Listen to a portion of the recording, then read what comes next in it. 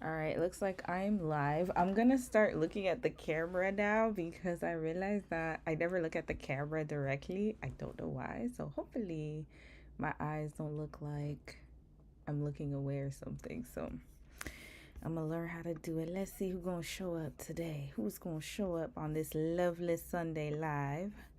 Hope you guys can hear me. Hope you guys are blessed today. Blessed and highly favored on this beautiful, well, in my case, rainy Sunday afternoon. Hold on. Hold on. Where my YouTube at? See, this is why I thought I had it set up. Hold on. Let me see who joined. Here's my live stream. Okay, here we go. All right, whoever joined, welcome, welcome, welcome. Welcome to the live stream. I'm going to wait for a few other people to join and then I am going to start. I don't know what's going on. I can't even see myself. Hold on. Ugh, I hate having two control panels up. Okay, now I can see myself. Drinking this bubbly. Hold on, let me make sure this ain't... Let me see where it's made in. Hold on, made from. Okay, this is bottled in Canada.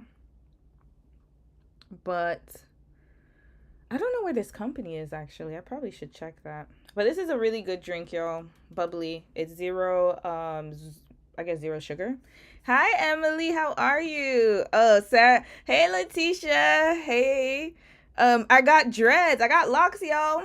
These are my locks. My hair is locked now. Hold on. I'm waiting for others to join for me to do the hair flip. Wait. I can't do it like this. Hold on. Hold on. Let me try to do the hair flip. Oh, wait. No. I gotta do the like this. Oh my gosh. Here we go. Let me stop playing. I got my hair locked last night. It's locked like permanent. So it's supposed to lock probably within the next few months. I'm going to get it retwisted. But yeah, she did a great job, especially like with the grids. Hold on. Let me see if I can show you guys. She did a really good job with the grids. I don't know if you guys can see. It's kind of dark here. I spent so much time getting this hair done yesterday. That's why I am late to the live today. I was resting. This took me, how long did it take me to get this hair done? This hair took me, I started at 9 o'clock in the morning and I finished my hair at, we finished at 11:30 at night. So I was there the whole day. And she was super nice. Her name is Fiona, Hakuna Matata Hair Salon in Victoria, BC. Shout out to her. If you're in the Victoria, BC area and you want to get locks, micro locks, or any type of braids, she does it all. So she really got me right. And she did exactly what I wanted. It was so funny because the color, like, I got the colors mixed up. And she even dyed the hair to make it blend like highlights because that's what I wanted. She really catered to me. And she like got food for me. Well, I paid for it, but still she went and got it for me. That was so sweet of her. Yeah, so she was really nice and we talked. Hi, Lyra. Hello. My videos are your favorite. Oh, good to know. I got a lot coming out. Y'all. Okay, that's what I want to talk to you guys about too. But I titled this War With Us because there's a trade war going on. I don't know what country you guys... Wait, let me know. Where you guys from? Which country are you guys from? I need to know this.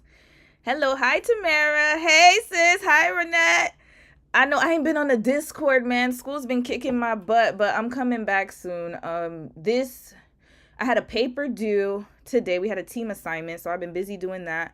And then I have 3 more days of a capstone project next week. And then I'm finally done with school and I'll be back full time on Discord and doing a whole bunch of interesting things with you guys there. Yeah, if you guys don't know, I have a Discord. I just started it like a few months ago. It's growing and I'm going to be doing a lot more activities on it. It's just because I was in school, I had to really like focus on my schoolwork. But now I'm really like trying to do more, content that I can't really put on YouTube, put there. Yeah. Thank you guys. Thank you. Oh, look, y'all loving the hair. Okay. Thank you. Thank you. It's permanent, y'all. It's permanent. It's gonna grow out. What I did is I did lock extensions And basically it's like when you have, because my hair is like, I had to cut my hair off, like cut it short, because I had really bad split ends from this texturizer I tried to do on my own. Don't ask me why I did that. So what I did was I got lock extensions, and my hair is locked in here, and then as it grows out I'll just cut off the ends, and then yeah, so I'm just gonna leave my hair like this. I really like it too, y'all. It's still fresh, but it's gonna grow soon and just be a little different. But I'm enjoying my new hair. Dom loves it. He's like, you should have done this a long time ago, because he's been trying to get me to get locks for years. Yeah, he loves it. I love it too. And it's just easier to maintain, easier to style. I don't have to worry about it. Just shake and go. Get you a snack. Yeah, get you a snack and a drink. Get you a snack and a drink. It looks natural. I've been thinking about locks for a few years. Oh, hey, Denise. I didn't see you. You're from U.S.? Okay. U.S. Marlene said it looks natural. I've been thinking about locks for a few years, but I prefer it a bit longer. Yeah, you could get it different, longer. Yeah, longer lengths. I started with this length because I didn't want something too complicated to, like, because when you have long hair, you have to really take care of it, and I'm not the best at taking care of my hair, I'll be honest with y'all. Like, I'm very, like, nowadays I'm in the era of just wash and go. So yeah, and then eventually, like, it'll get longer. You can also add ends to it, so it's whatever you prefer. Yeah, get it longer if you can. It looks really nice. I love it. I don't know why I didn't do this hairstyle a long time ago, honestly, y'all. I don't know what I was thinking, but it was the best. Sitting in the chair was not the best, because it was like, I think it took us like a long time. We finished at like 11:30. I had to sit in the chair, but she was nice. And I was watching Love is Blind. In case you guys didn't see, Love is Blind season 8 was a hot mess. I don't know if I'm gonna review it in one of my lives. Ooh, that one was a hot, ooh, Lord. Love is Blind season 8. Oh Lord. You've been thinking about getting locks? Girl, I've been on Lock Talk for a few months now, and that's what pushed me to get locks. Like, locks are not, you know what's so funny? Okay, my hairdresser and I were talking about this the other day, where we were going, I mean, not the other day, yesterday. What am I saying? We were talking about this yesterday, how different styles have evolved over time. So I remember when I was younger, people used to wear braids, like the big braids with the burnt ends. I don't know if y'all remember that. We used to burn the ends of our hair. And then it slowly transitioned into getting the ends curled. I remember when I used to get braids, like box braids, I used to go and put it in hot water and then let the ends curl up. And then now we've evolved to like boho braids, Fulani braids. Like, there's so many. Remember those Alicia Keys braids? But I think they have a name. Y'all tell me. The cornrows. And same thing with locks. I feel like locks just went from like really big, freeform, traditional, and now you got these sister locks. Micro locks is a type of sister lock. Oh no, sister, is it sister lock is a type of micro lock, or one of the orders. And it's just so interesting how things have evolved now, where you can look like super, like, it can be nicely styled without you having to maintain it too much and not it being too jumbo and stuff. And it really depends on people's preference, but I just find that these type of locks, it doesn't make me miss my natural hair, let's just put it that way, because it's still loose at the end. So I feel like I still have natural hair. It's just locked in. So I hope that makes sense. Thank you, Fabulous in 50s. New York, how much did she charge? $4K. Hold up, she charged me 1,000 Canadian. So let me find out. Let me check for y'all what 1,000 Canadian is in USD. She charged me 1,000 Canadian. So that's 695 USD. That's what she charged me. 695 USD. And she's from Uganda. Hakuna Matata Salon in Victoria. 1,000 Canadian, which is 600, what I said again, 695 USD. So 4,000. Ooh, that's a bit pricey. Now she only charged me 1K to do it. I think her prices are pretty low in my opinion, but I think she's trying to build her client base, because our city, we're growing. The Black population is growing in our city, but to be honest with you, a lot of locals here, they get their hair locks. A lot of A lot of white women and men get their hair locked here, so she has a big clientele now. We call it, yeah, the dookie braids. Y'all remember them dookie braids with the burnt ends? I used to get my hair, my hair. Let me tell y'all, hair journey. I used to get the dookie braids. I used to get the poetic justice braids. I haven't had boho braids though. That's the only one that I've never had before. I think it's so beautiful. I don't know why I never had boho braids, but yeah, that's the only thing I haven't had. But I know Halle Bailey. I love how she kind of does like this inspo boho braid style where she has the curls. Hold on, let me see if I can find the picture and I can show y'all. Halle Bailey does a good job of doing that. Her and her sister, I love how they can transform their locks to different styles. So, excuse me. Sorry, y'all. That was this. Listen. I ain't mean to burp in front of y'all. Hold on, let me see. Halle Bailey hair. Yeah, she's had so many like beautiful hairstyles, and she has traditional locks, and she's able to wear her hair in so many different styles. And so I was inspired actually by her and her sister, because they're able to look really beautiful and still keep like that natural look, but still keep like, do different, play with their hair. Hold on, let me share the screen so y'all can see Halle Bailey's hair. Hold on a second. See, this is what happens when you forget how to share screens. Hold on. What did I do last time? See, I forget so easily. I think it was Mac OS screen capture. Maybe it was this one. Oh yeah, it was this one. Okay. Okay, wasn't this one? No, that's not what I wanted. Hold on. Oh wait, we did it again. Hold on, let me. Wait. Sorry y'all. That wasn't what was supposed to happen. I keep doing that. What did I do last time? Hold on.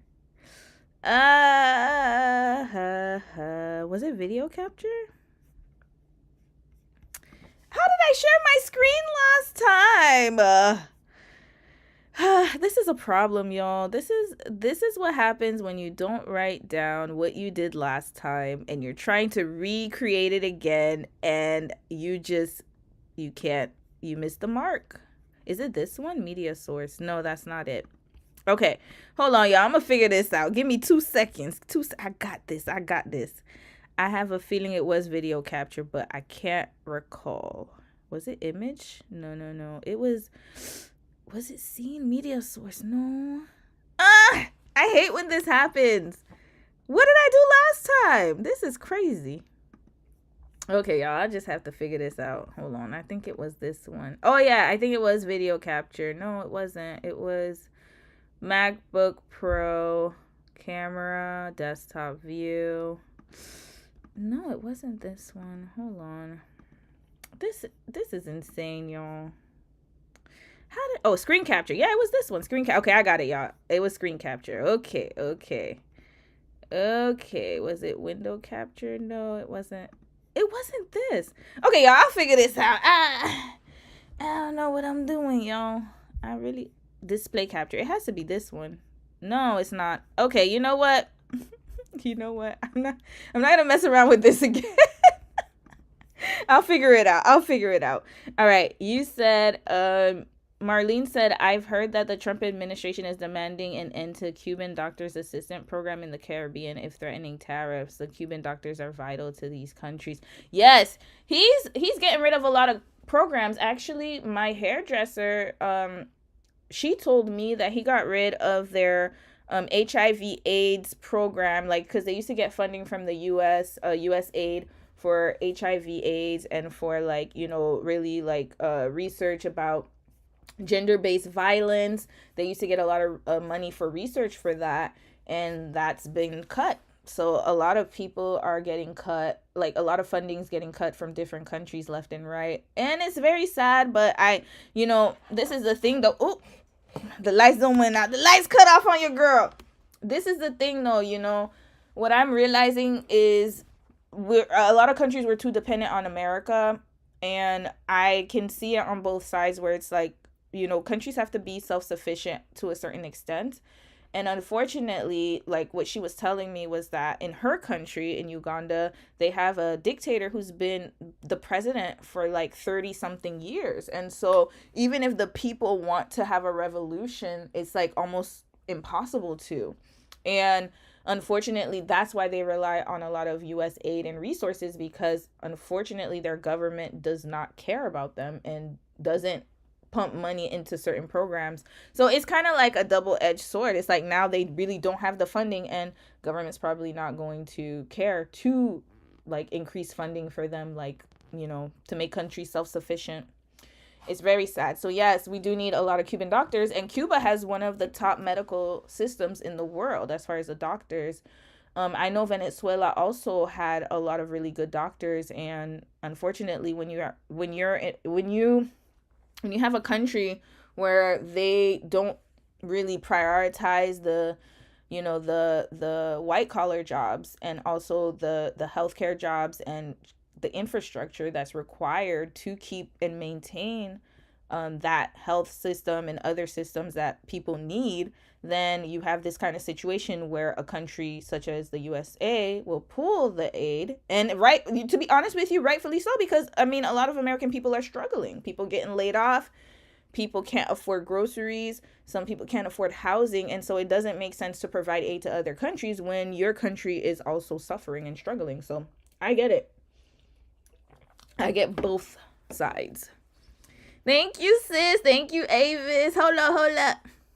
Hey, Arcadia, Ethio girl. Hey, welcome to the Law community. Hey, I know I'm a new member. You guys have to let me know. I would love to know like different hairstyles I can do. I'm really trying to like really take care of my locks and watch it grow and flourish. So I'm excited. Boho braids are great, but when the curly parts get tangled, it's a nightmare. Seriously? Ooh, okay. I need to check that out. Yeah, I didn't know that because I've never had them. But I know they just look so beautiful. I love how they look. I love the look of boho braids. I want to get sister locks. Yeah, sister locks are a good choice. The only reason I didn't choose sister locks is, one, I couldn't be sitting in somebody's chair for longer than I did yesterday. I mean, I'm a one and done. We did one full day and I was out. Excuse me. Sister locks take like, if I'm not mistaken, sister locks takes like a few days because it's so small. So it's like, it takes a few days. So that's why I don't have patience. I really don't have patience at all. So I just preferred the medium locks. Keep it up. As a black girl living in Asia, things you share are very relatable. Oh, thank you, Ethio girl. Okay, so I want to talk to y'all about that. I wanted to talk about the tariffs because President DT, I'm gonna call him DT because again, I don't want YouTube to kind of censor what I'm saying. President DT, or number 42, is he 42? 43? I don't remember the number. Whatever he is, we're gonna call him DT. DT been playing with us. Listen, why? Okay, y'all gonna let me know, because what is going on? Because I feel like I'm missing a lot in American news, and I feel like I'm not getting the information that I need. That's the feeling I've been getting. I feel like things are very highly censored, and even if they're not censored, I feel like it's always like some weird, like right now the news is not informative as I want it to be. So this man done put tariffs on us. I'm in Canada, in case most of you don't know. He put tariffs on us, and Mexico and China. Why did he get upset when Canada was like, okay, you're going to put tariffs on us? We're going to mess around with you, and we're going to put tariffs on you. And so he got big mad because I don't know what he thought was going to happen. And then he decided to retract the tariffs. And now he's like saying, oh, he's going to wait until April to really enforce the tariffs. And I'm like, sir, what? So this is the thing. Like, I feel like a lot of us in Canada, we're just tired. And a lot of people have been buying Canadian. There's like, all the shelves are stocked with US products. No one's buying them. Matter of fact, everything is discounted because people don't want to buy them anymore. And it's really sad because I personally, it sucks because when you have leaders that are kind of like fueling things And it really affects the people, because at the end of the day, none of us want this to happen. You feel me? Like, we don't want this to happen. We don't want to turn people's lights off. Ford, our mayor, what's his name? Our provincial, oh my God, premier Ford in Toronto, talking about he gonna turn the lights off. He's switching them lights off if things go bad. And it's like, do we really need to go through this at this point in time? People are getting laid off. It's getting really serious, y'all. And mind you, we're only the third month into 2025. I'm laughing because this is ridiculous. We're only 3 months into 2025, y'all. It literally hasn't even been a full 3 months. The 20th will make it 3 months, and we've already been having all of these issues. So I don't know, it's just frustrating because we've had so many people get laid off these days, and even on our side, like canceling contracts, and a lot of people are gonna get laid off. We're gonna lose jobs, and it's sad because this is probably the worst time that things could happen. And honestly speaking, people are preparing for the inevitable. I mean, now it starts with a trade war, but hopefully it doesn't escalate to anything more. But I have a feeling that it just might get to that point where it's going to be like a real, you know what I mean? So anyway, just a lot happening, y'all. Let me read some comments. I Lock Ma said the beautiful, oh, am I too loud? No. Oh, okay. Sorry, y'all. Dom closed the door. The beautiful Romy, hello. Please let the Canadians know that not all Americans are Trump supporters. It's so heartbreaking at the behavior of the U.S. administration. Please pray for. Yes, sis, Avis. I always tell people that, and they know. I mean, in theory, we all know this. Like, we know this, but it's just sometimes, like, even it's like, how can I say this? We know this in theory. But it's like, now I'm just seeing so much, like, online is so annoying. Like, I can't even go on TikTok videos and look at news anymore. I try not to read comments because there's just so much ignorance on both sides. I would say on both sides. And it's like, our country will beat your country and your country. It's just, like, so unnecessary. And I'm like, why are we fighting each other? Didn't Luigi tell us who to fight? So it's like, why are we fighting each other when we're all struggling? You know what I mean? We're all on the same boat. So I just say, like, we're focused on the wrong things. I feel like everybody's focused on the wrong things, but unfortunately, that's how it goes. They get you to pit yourselves against each other, and then behind the scenes, things are happening that you don't know what's going on, and then all of a sudden, people pop out, and stuff gets real. That's how it always starts, right? So, yeah, they're telling us not to travel to the U.S., not to buy U.S. products. Things are not on the shelf. Like, they're really, like, they're really about that life over here. Like, people here are very proud, very upset. And, and that's just what it is. Yeah. So, Her Creative Mind. Hey, Romy in chat. Hey, Her Creative Mind. Hi, sis. I ain't seen you in a minute. How you been? Marlene said the Cubans are always the first to assist on emergency situations, regardless of how poor they are, and this is admirable. They are amazing. And, we've been taught so many, like, when I grew up in the school system, because I went to public school in Florida from elementary school to high school.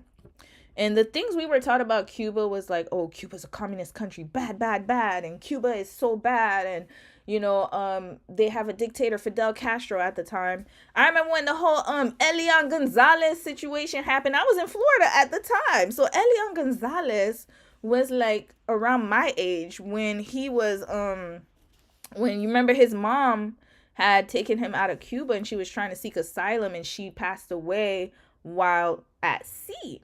And so his mother's family was trying to keep him in the U.S. in Florida, and it was a big story. I remember Janet Reno, she was the Secretary of State at the time. I think that was her position. I don't remember, but I'm pretty sure she was Secretary of State. And she got involved, and everyone was trying to be like, oh, like, he deserves to be on U.S. soil because that's what his mama wanted.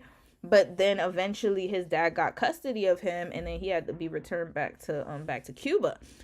Now, the thing is that Cuba, of course, when people think of, like, I have to choose my words wisely because, I might get censored. So I will say this. Okay, anyway. Let me tell, okay, I'm going to keep it real with y'all. We're going to keep it real in the chat. Some countries, they don't work well under democratic systems. And I got to be honest, as a political science major, when I looked at the countries that transition into democracy, a lot of them were forced to. And we have the mess that we have right now where countries are forced to hold democratic elections, which I'm not saying is wrong. I believe in democracy, freedom of speech, freedom of thought, freedom, right, of everything. Don't get me wrong. But what I'm trying to say is that sometimes it might not necessarily work with certain countries. Let's just put it that way. And so Cuba, in spite of all of its, issues, they have had a lot of good healthcare systems. And they have had some things that are better than what we have. And so you can't fault them for that, right? And they invest a lot in the people. And instead of the system where we live in, where it's a free market, of course, everyone can get rich or poor as they want. But however, we all know the game is rigged. Kendrick Lamar showed us anyways. Everybody has been showing us for years. The game is rigged. And so when you have a system that's not for the people and it's for profit, this is what happens. So, of course, Cuba's probably going to have the best healthcare system because that's what a communist country is supposed to do. That's what they do. They take all of the funds and they're supposed to give it to the people, and everyone's supposed to be equal, and everyone's supposed to have the equal right to access to education, healthcare, so on and so forth. If we look at China, there are a lot of millionaires in China. However, they do get taxed, and they get taxed a lot. And so, again, I can't speak on politics of other countries as somebody who lives outside of those countries. I'm sure that there are people who live in China right now who probably don't want to live in China right now, right? But what I can say is, as a whole, again, they're censored. So we don't know what's really going on. But I remember when people were on Red Note, they noticed that the groceries were cheap. People can get access to healthcare without any issues. People were able to live very fulfilling lives, and they could actually afford their lifestyle, whereas it is not the case for a majority of us in our countries. And so we're getting to the point where we got to think of something new, y'all. Listen, I'm just being honest. I don't know what system's going to work for us, but we got to think of something, because this ain't whatever this is. This is not working for us. It's not working for us. It's not working for me. I can tell you that because I get taxed way more. I'm not seeing the results of my labor as fast as I should. I can't afford a house in this housing market. Houses are like look behind me. Oh, if y'all could see behind me. Those houses are at least 1.3 up. 1.3 million up. How can somebody afford that in this climate, right? So anyway, it's just a lot going on. And then now we got this whole trade tariff where we're going to struggle even more, because guess what? If we're not trading with each other, we have to find other alternatives. But then the system has been this way for a long time. So then by the time that things change, it's like, how many more years do we have to go through this? I am 39 years old. I just turned 39. Since the time that I graduated from university, I have not been able to live in a system the same way my parents did in the 90s. That time is done. That time is done. So, yeah. Let me read some comments. You say he 47? Oh, yeah, my bad. Number 47, 45 and 47. Yeah. I don't even know how he got back in. Hi from Morocco. Hi, you. Hi. Him and his administration is ghetto. I was planning on going to the military, but changed my mind until he leave. Yeah, the Leo, I would suggest that you wait. I agree with you. Because then you'll have to work on the orders of the current administration, right? So, unfortunately, if you don't align. Because the thing is, as a public servant, because you are a military member, you're supposed to be neutral. So whoever you serve, like, you have to just execute whatever orders that they want you to serve. And if you don't align with their vision and values, I would suggest that you wait. At the Dev Studio, don't hate me, y'all, but I'm here for the tariffs. I don't think people realize that other countries like Canada, Mexico, China, along with other countries, tear of the U.S. at a rate of 100 to 200%. Economy has been servicing other nations and used to develop other nations or the economy of other nations for decades, and we now have a trade deficit and we have a national debt of 36 trillion. No, that's what I said. Like, okay, I'm going to tell you guys the real truth, like honestly what's going on. I'm not sure about the percentages of the rate of our tariffs with the US, because this is the problem that I've seen, and I've noticed it with our politicians here in Canada, is that what used to work those no longer works. But however, I have noticed in Canada is that instead of us changing the system, we wait until something like this happens to change it. It made no sense for us to trade the most with the US when we have the resources to trade amongst each other as provinces. And so what was the reason for us trading with the US at such a high rate? I have no clue till now. I don't see what, like, literally, we traded more with the US than we did within our own provinces. Make that make sense. Make that make sense. So that's why our prices were so high, because we're getting things imported. And of course, imported prices are always going to be higher. But then remember, with the NAFTA and all of those, like, you get it at a, like, you know, everyone has like different trade agreements and bilateral agreements, yada, yada, yada, whatever. But at the end of the day, you know, why did we depend on the US so much for trade? That is a question I would love to be answered, because I never understood it. And now that the US has pulled it away, people big mad.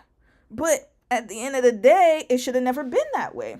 And to be honest with you guys, like when I lived in Korea, that's one thing that I really admired about Korea, was that they kept their trade in their country. Everything stayed in the country first. People drove Kia cars, Kia, Hyundai, Korean cars. You could go to Korea right now. If you live in Korea, let me know. You gonna go right now and count how many Kia and Hyundais are on the street. They boost their own local economy. And so everything that you see in Korea is all locally made and bought. Clothes made in Korea, shoes made in Korea, cars made in Korea, food made in Korea. Everything was made in Korea, and Koreans bought Korean products. Why? Because they understood that if they didn't buy their own products, then they had to be their best consumers, basically, because before they can trade with other countries, they got to be, like, the money has to circulate within their economy first, right? And so that's why people are always like, why is food so cheap in Korea? Why are shoes so cheap? Why are clothes so... Because they buy within their own country. That's it. That's the only secret. I guess they realized a long time ago, like, hey, we got to buy our own stuff if we want prices to go lower. But unfortunately for Canada, we're buying our clothes made in somewhere else, produced somewhere else. All of our manufacturing, we used to be the manufacturing hub for clothes in Canada. Toronto, Montreal, Victoria, Vancouver. Now you can barely find manufacturing plants here. And if you want to produce Canadian clothes, it's very expensive. Where now it's like, if you want to produce Canadian clothes, you're like, hey, you got to pay like, because Dom is starting a clothing brand. I don't know if you guys know. He said he's going to update his channel soon and kind of let you guys kind of join him on his journey of opening, like getting his clothing brand started. But he's getting quoted like maybe $50 per shirt in Canada, whereas in China or other countries, it's like maybe $20, $25 to produce one shirt. Of course, you're going to go there, because why would you do manufacturing in your own country if it's so expensive? Same thing with America. They took all the jobs, sent them overseas. And now you have the problem is that you have these multinational corporations that are all overseas, call centers overseas, help desk overseas. Everything is overseas. And unfortunately, that is making people dependent on that instead of creating their own. And so now we have a whole system of a mess of just all the countries kind of depending on America. That's how it was built. So you can't, this is the thing at the Deb Studio. You see, this is what happens when you are solely reliant on a major source. And unfortunately, that's how it was designed, because that's the influence that was supposed to be there, whatever happened. And now it's like, now that it's being taken away, it is going to affect a lot of people, because that's how the system was built for so long. It's really sad. Anyway, that's just my opinion. Y'all can let me know what y'all think. Will you make a video about gin and juice? Jayla. Yes, I will. Okay, let's get to the case studies because I done talked enough about trade. Are Americans able to travel to Canada? Yeah, of course. Americans are still able to travel to Canada. Now, please don't say you're American. I'm just kidding. You can say you're American. Americans are still able to travel to Canada. Nobody's gonna. I don't think anyone's angry like to be mad at you if you're American coming to Canada. What it is that we're not allowed to go to America. Like, it's not we're not allowed to. It's just they told us to travel within Canada, boost our economy, basically.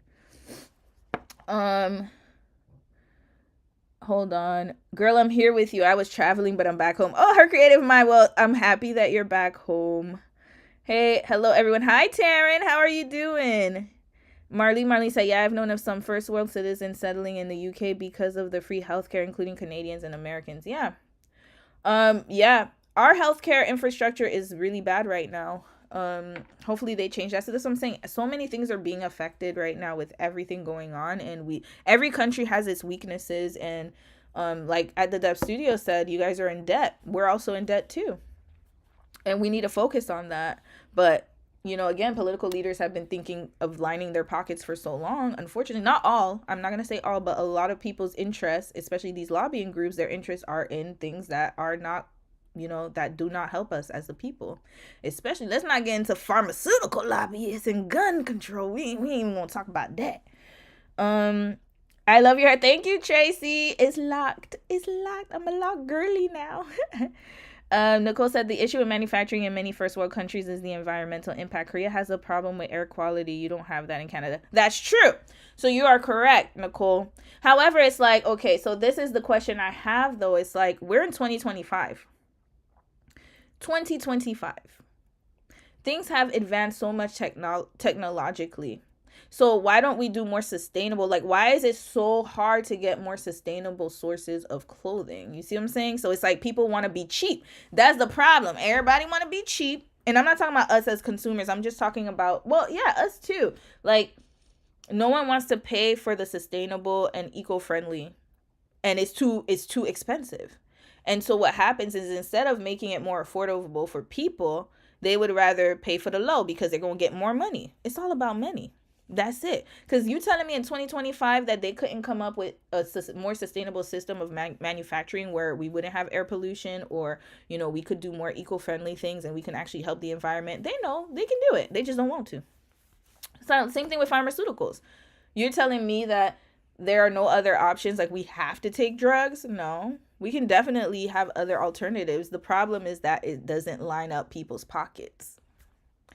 Because if we were to have more sustainable clothing, and if we were like to not have all of these like kind of how can I say the environmental impacts on things, I think that things would be a lot different now. But the problem is it doesn't help the manufacturers. They don't want that. They want to make the most money off of us. And unfortunately, as consumers, we're also at fault because we buy it. We buy a lot of fast fashion. And so the more demand that there is for it, then the less incentive that they have to change anything. And it's very unfortunate. Her creative mind. Yes, our dependency on U.S. is scary. Countries have to start producing their own food products. We rely too much on them. Yes, we do. Oh, Tamara, where your family from in Canada? And I'm glad you like visiting. I need to visit my brothers in Florida and in Atlanta. I got to make a trip. I got to check y'all FAA, though, because I don't know what's going on with that. I don't know what's going on with the FAA and all these layoffs. But anywho, all right, let's get to Jay Lamos. Let's get to the case studies now. Jay Lamos said or asked me, will you make a video about gin and juice? Yes, I will. I will eventually make a video about gin and juice. I don't know. I've been kind of hesitant to make it because, one, I think I had mentioned that I do know Saroz. We went to the same language school in Daejeon. So I knew her before she became YouTube Saroz, right? So that's one thing. And another thing is that their story is still ongoing. So it's like, it's hard for me. Like, usually I work on couples who kind of have finalized their breakup, so that way I can chronicle what happened and then kind of like talk about cultural differences, what may have led to their demise, and then move on. The problem with gin and juice is they always got something going on. Like, I thought they was done. And then all of a sudden, he goes to court. Or not he goes to court. She goes to court with the kids. And so now I'm trying to be like, okay, what's she going to court for? And it's like, it's just so much ongoing. Like, yeah, it's ongoing. So that's why I've been kind of like waiting a little bit to do gin and juice. Oh, at the Dust Studio, you said, I love the range of topics you cover. Very fascinating. Oh, I got more, y'all. I got more. Okay, y'all gonna vote and let me know what you guys think. I hope I have a voting. I don't know if I have a voting tab here, but yeah. They live in Hamilton. Oh, I know where they in Ontario. Hey, shout out to Hamilton. Gin and Juice are still together. It looks at times. No, they're not together anymore. He is homeless right now. Or I guess he has a house now. He was homeless. Okay, so you see, that's the thing. They break up and get together so much that it's hard to know like what exactly is going on. But from what I know, or what I've seen, is that he actually left recently. Since December, he was at a shelter. Then he started his YouTube channel, and now he's just chronicling his life as a person who's trying to make it on his own. And I did see his video. I watched his video where he was talking about he's homeless and he's always had his family support financially. And he's always okay, I'm gonna tell y'all, this is the thing with them two. Hi, Imani. How you doing, sis? This is the thing with Gin and Juice. Jin was very immature when they got together. He was too young. They got married and had kids way too young, both of them. So the thing is that naturally, I would say that for women, I think we mature a little bit faster than men, as usual. For me, it looks like he's trying to still find himself. And unfortunately, when you have children and responsibilities, that's very difficult thing. It's a very difficult thing to do. And that's why I always advocate for people to find themselves first, because I don't know why my sinuses always come up when I'm on a live. Sorry, guys. So yeah, that's why I always recommend for people, especially for my young women and men, if you're watching this live, if you are young, and by young, I mean 25 and under, please find yourself first before you get into a relationship and get married. Because the idea of marriage sounds great, but in theory, the responsibility is a whole nother animal. And when you are very young, you haven't experienced life. This man, because he's a man now, Jin or Gohan went from his parents' house to being a father and a husband. Like this. They were young. I think, if I'm not mistaken, they were 21, 22. That is very young. And on top of that, Saroz had not only one child, but 2 children. And again, they were trying to establish themselves. They had the YouTube career going, which helped them a lot. But then when you have 2 young people getting together, and they're trying to make a life for themselves, and if one already has a mental health issue, he said that he's been struggling with his mental health since he was younger. And you have to remember, Korea does not do well with mental health. Let's be real. Korea does not do well with mental health. Korea does not do well with therapy. I remember when I worked at a Hagwon, there was this one young kid. You can tell that he had some problems. I knew a lot of children who had problems, but their parents want to turn a blind. Oh, nothing's wrong with my kid. He's normal. She's normal. They think that having a disability or having some type of maybe you're not functioning as other people, or you have a mental illness, is a problem. They don't see it as something that, like, they see it as an embarrassment or something to be ashamed of. And so when you have parents that have these children, and again, I'm talking about Korea because when I lived there, I saw a lot of young children who needed therapy or who needed some type of intervention.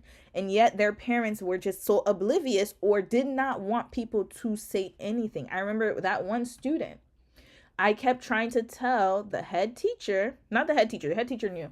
It was the manager.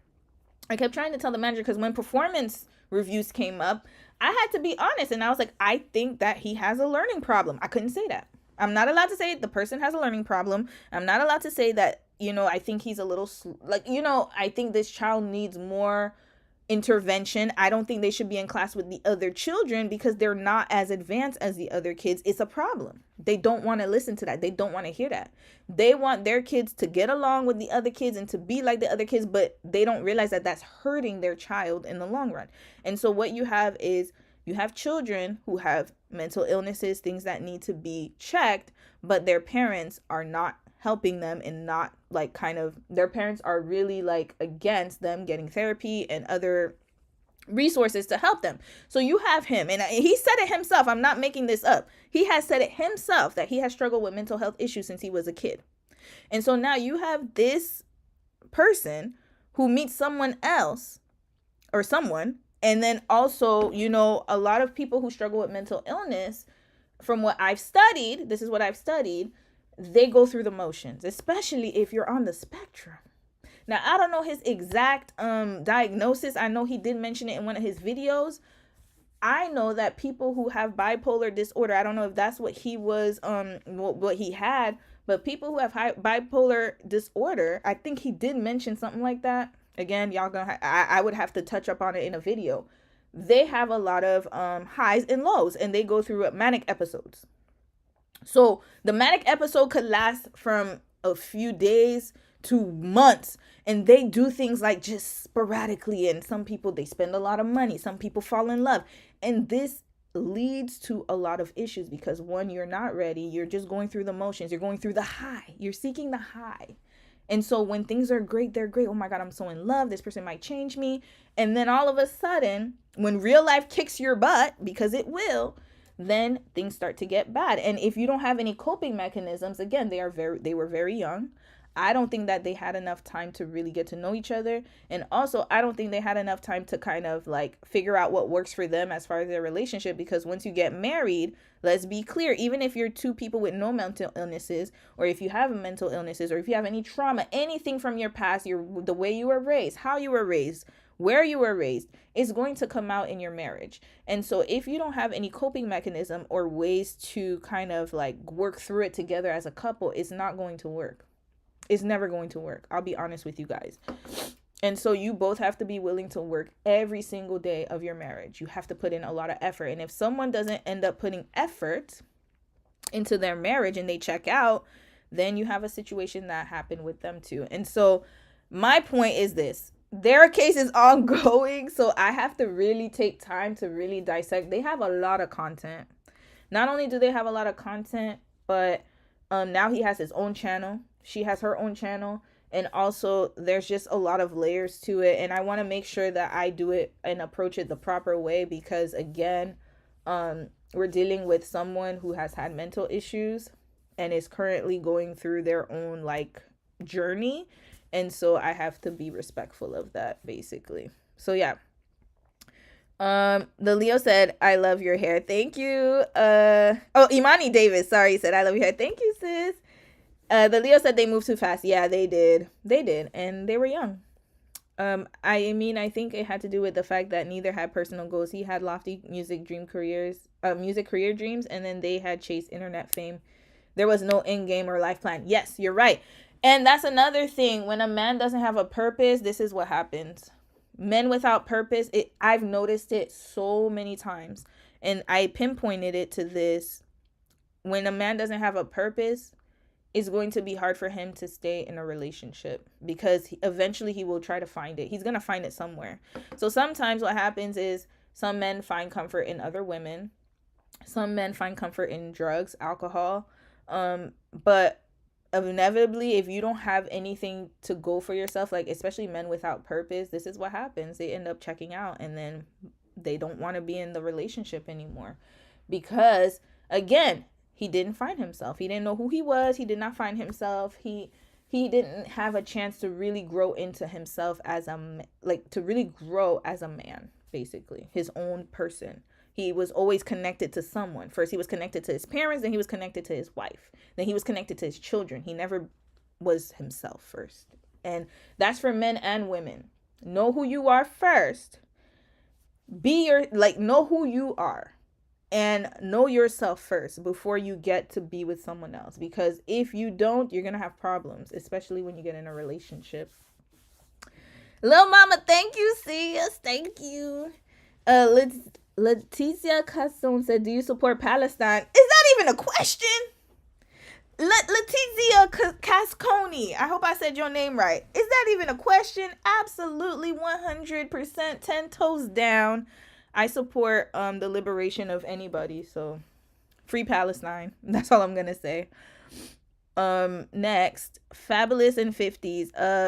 Please don't answer the question about that sounds like a setup. Nah, I mean, if it's a setup, it is. But I support it. I support the liberation of anybody.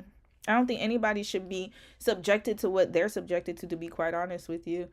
And this is my opinion, and no hate to my Jewish brothers and sisters. I got love for y'all too. But at the same time, like, you got to also remember that you have a group of people that were put into pretty much an apartheid system. So I cannot be for that, to be quite honest with you. Yeah, I would never be in support of any country not being liberated, for real. Like, being able to be free within their own land, that's crazy work. That they're not able to be free within their own land. That is insane to me. So, my opinion alone. Yeah. At Lil Mama, not you, the question. Oh yeah. She meant the other question, but I answered it, so it's fine. Not gonna lie about the music thing. I feel like he started getting a little jealous after the music video challenges. So Rose's songs were really good and his just flopped, to be honest. The jealousy. You know what? And that, again, it ties to purpose. If you know your purpose, like, for example, and I'm gonna use this as an example because I really want you guys to see how this works, especially with men. So my husband has his own job. My husband pays, he has his own, like, dreams, visions, goals, right? And so whatever I do does not threaten him. Why? Because he got his own going. He's doing his own thing. And so for him, he is supportive of me because he has his own goals, own dreams. He knows who he is as a man. He cannot feel threatened by a woman who, like, for him, he's not threatened by me. Why? Because he knows his worth as a man. And he knows who he is. He knows he can get it out the mud. He knows what his worth is, right? And so when we work together, it's more collaboratively because, again, we were older. We're an older couple. So for us, it was very important for us to hold on to our identities, but also kind of combine it together. And so there's never been one instance where my husband was jealous of me or where I was jealous of him, right? Only thing I was jealous of my husband about is that I really love his work ethic and I wish that I had the same, like, workout ethic as he does, because my husband is massive. He's really big. He can work out. He's very disciplined. That's one thing. And I wouldn't say it's jealous. It's more of like I'm inspired by it, right? So I wouldn't call it jealousy. It's more inspiration. Like, dang, I want to do that. I want to push forward. And that's what it's supposed to be. You're supposed to be a team, right? Now, the problem is that, again, music is his thing. And so if he was confident in that, then there would be no need for him to low-key be jealous of his wife, because he would want to support her and want her to grow. But the problem is that, again, he wasn't secure in himself as a man because he doesn't know who he is. And that's the thing. When you don't know who you are, you can't stand on that. It's going to be hard for you. You're always going to be jealous of other people. For example, I'm going to use myself as an example. There are people who are getting pregnant right now and who are having kids, and they've been married way less years than Dom and I have. And so when people ask me, do you guys plan on having children? Are you guys going to have children? I don't mind answering that question. And I don't mind when I see other couples, like, for example, one of my coworkers recently had a baby. I'm so happy for them. I'm thrilled for them. It does not bother me that they are having a baby. Why? Because I'm secure in my womanhood, and I know that baby or not, I'm still good. Marriage or not, I'm still good. I am still me. I know that, I can, for example, whatever would happen in life, I'm still going to be straight. Why? Because I know who I am. I know what I am. And I know what I represent. I'm not threatened by other people's success. And so that's why I can cheer for them and be happy for them. That's why I can be happy for you guys and be joyful for you guys. Why? Because I'm secure in myself to know that I don't need like, how can I say this? I don't have that jealousy for people because I have my own security. I got my own stuff going. I got my own motion. And so when you start looking at other people and start getting jealous, that means you ain't got no motion. I'm sorry, I gotta be honest. You ain't got no motion.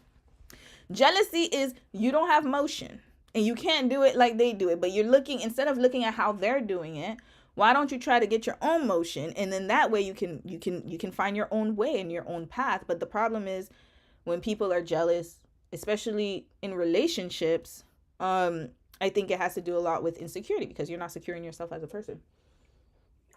No one who is securing themselves as a person would be jealous of somebody else's success. Absolutely not. Especially somebody that you're in love with. That's just my opinion, right? And I'm not talking about them in particular. I'm just talking in general. You never gonna be jealous. Same thing with weight loss. If my sister lost weight right now, I'll be happy for her. Why? Because I'm proud of her. I'm happy that she's doing it for herself. I don't need to be jealous. Why I need to be jealous? That just means that if I'm ever jealous, that means I need to figure out what it is internally that's making me jealous. And also, I need to figure out my own way. Why am I looking at what they're doing? I should be focused on what I'm doing. You focusing too much on other people. That's why you get jealous. You're not focusing on your emotion. You're trying to take. So jealousy is like, again, you want what someone else has. You covet. Covet and jealousy go hand in hand. That means you watching people when you should be watching yourself. You watching others too much when you should be watching yourself more. That's literally it. So there's no reason for people to be jealous. How long did it take for them to do your hair? Oh, it took a long time. I was there from 9 o'clock in the morning, and it was just one person, Fiona. Shout out to her. 9 o'clock in the morning, and I left at 11:30. I was there for the whole day. I mean, we just chatted, ate, talked. She gave me a lot of insight on her culture, y'all. She had some tea. She had some tea about, she had some tea. But I ain't gonna say too much because I don't know if her friend gonna be watching or if she watching this. So anyways, I'll just say that there's a reason why I'm making these case studies, and she reminded me as to why I'm making these case studies. We'll just keep it like that. Yep, a jealous man is super dangerous. Yeah, because this is the thing. Men who are jealous are very unstable. And men who are jealous can be very dangerous because usually the jealousy, it starts with like them trying to possess you. They don't like, okay, this is the thing. A lot of men who are insecure in themselves, they don't like for their women to surpass them because they have been raised with the idea that they are superior.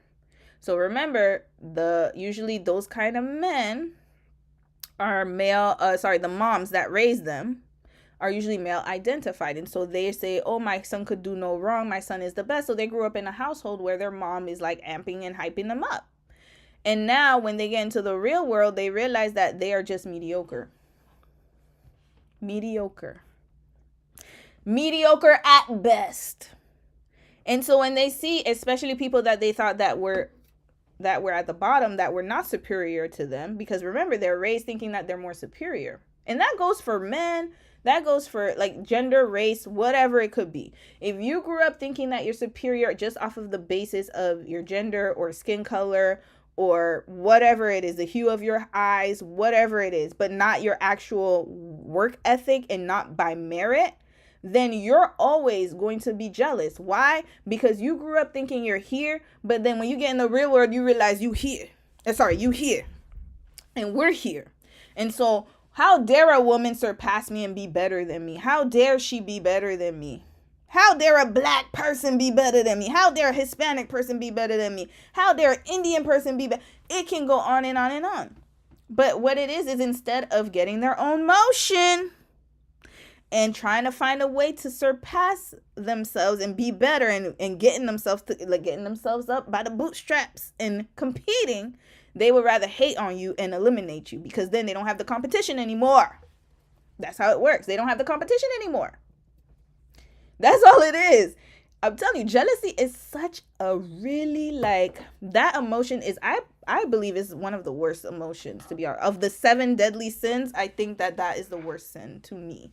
Is jealousy, because jealousy can make people really lose themselves and go crazy because they want what you have. And instead, again, of them finding a way to achieve it on their own, they would rather take it away from you, because then they're going to eliminate the competition. You're making them feel bad. You're making them feel uncomfortable, and they would rather get rid of you and not feel uncomfortable than to do better and be better.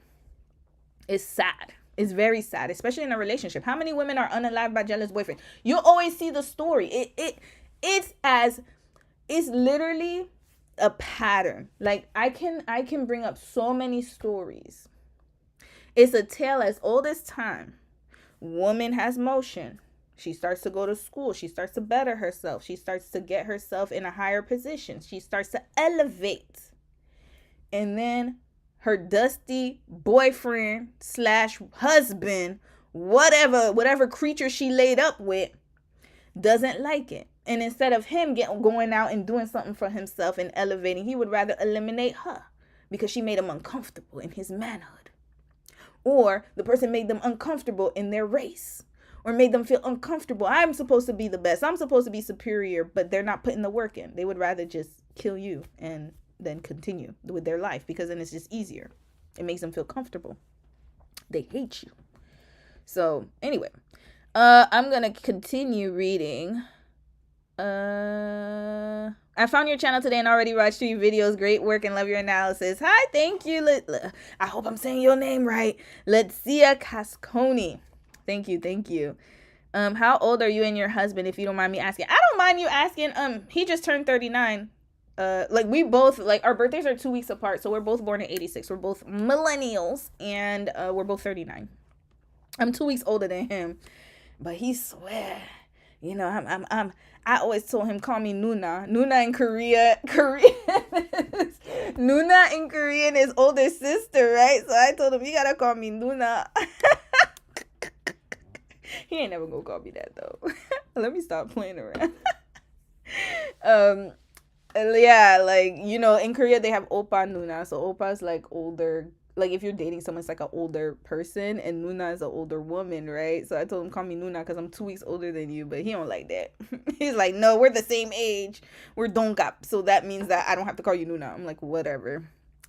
All right. The tragic thing is I don't see Gohan getting it together. He seems to use his mental health as an excuse for all his behavior. He started a YouTube channel, and there is, again, no theme. But you know what? That's one thing I will say is that, okay, I have to choose my words wisely. Okay, I will say this. I'm trying to be. Listen, I got a lot of compassion for people, for my mentally ill folks. So this is the thing. When you deal with mental illness, sometimes it's easy for you to be in the state of victimhood because you're not seeing things. Remember, he has an imbalance in his brain. And again, I'm not making excuses for him. I'm just saying what naturally happens to people that struggle with mental health issues. And this is from my observation from reading and from also people that I know that I'm close to that go through it. When you struggle with a mental illness, it's so easy for you to operate in the victim.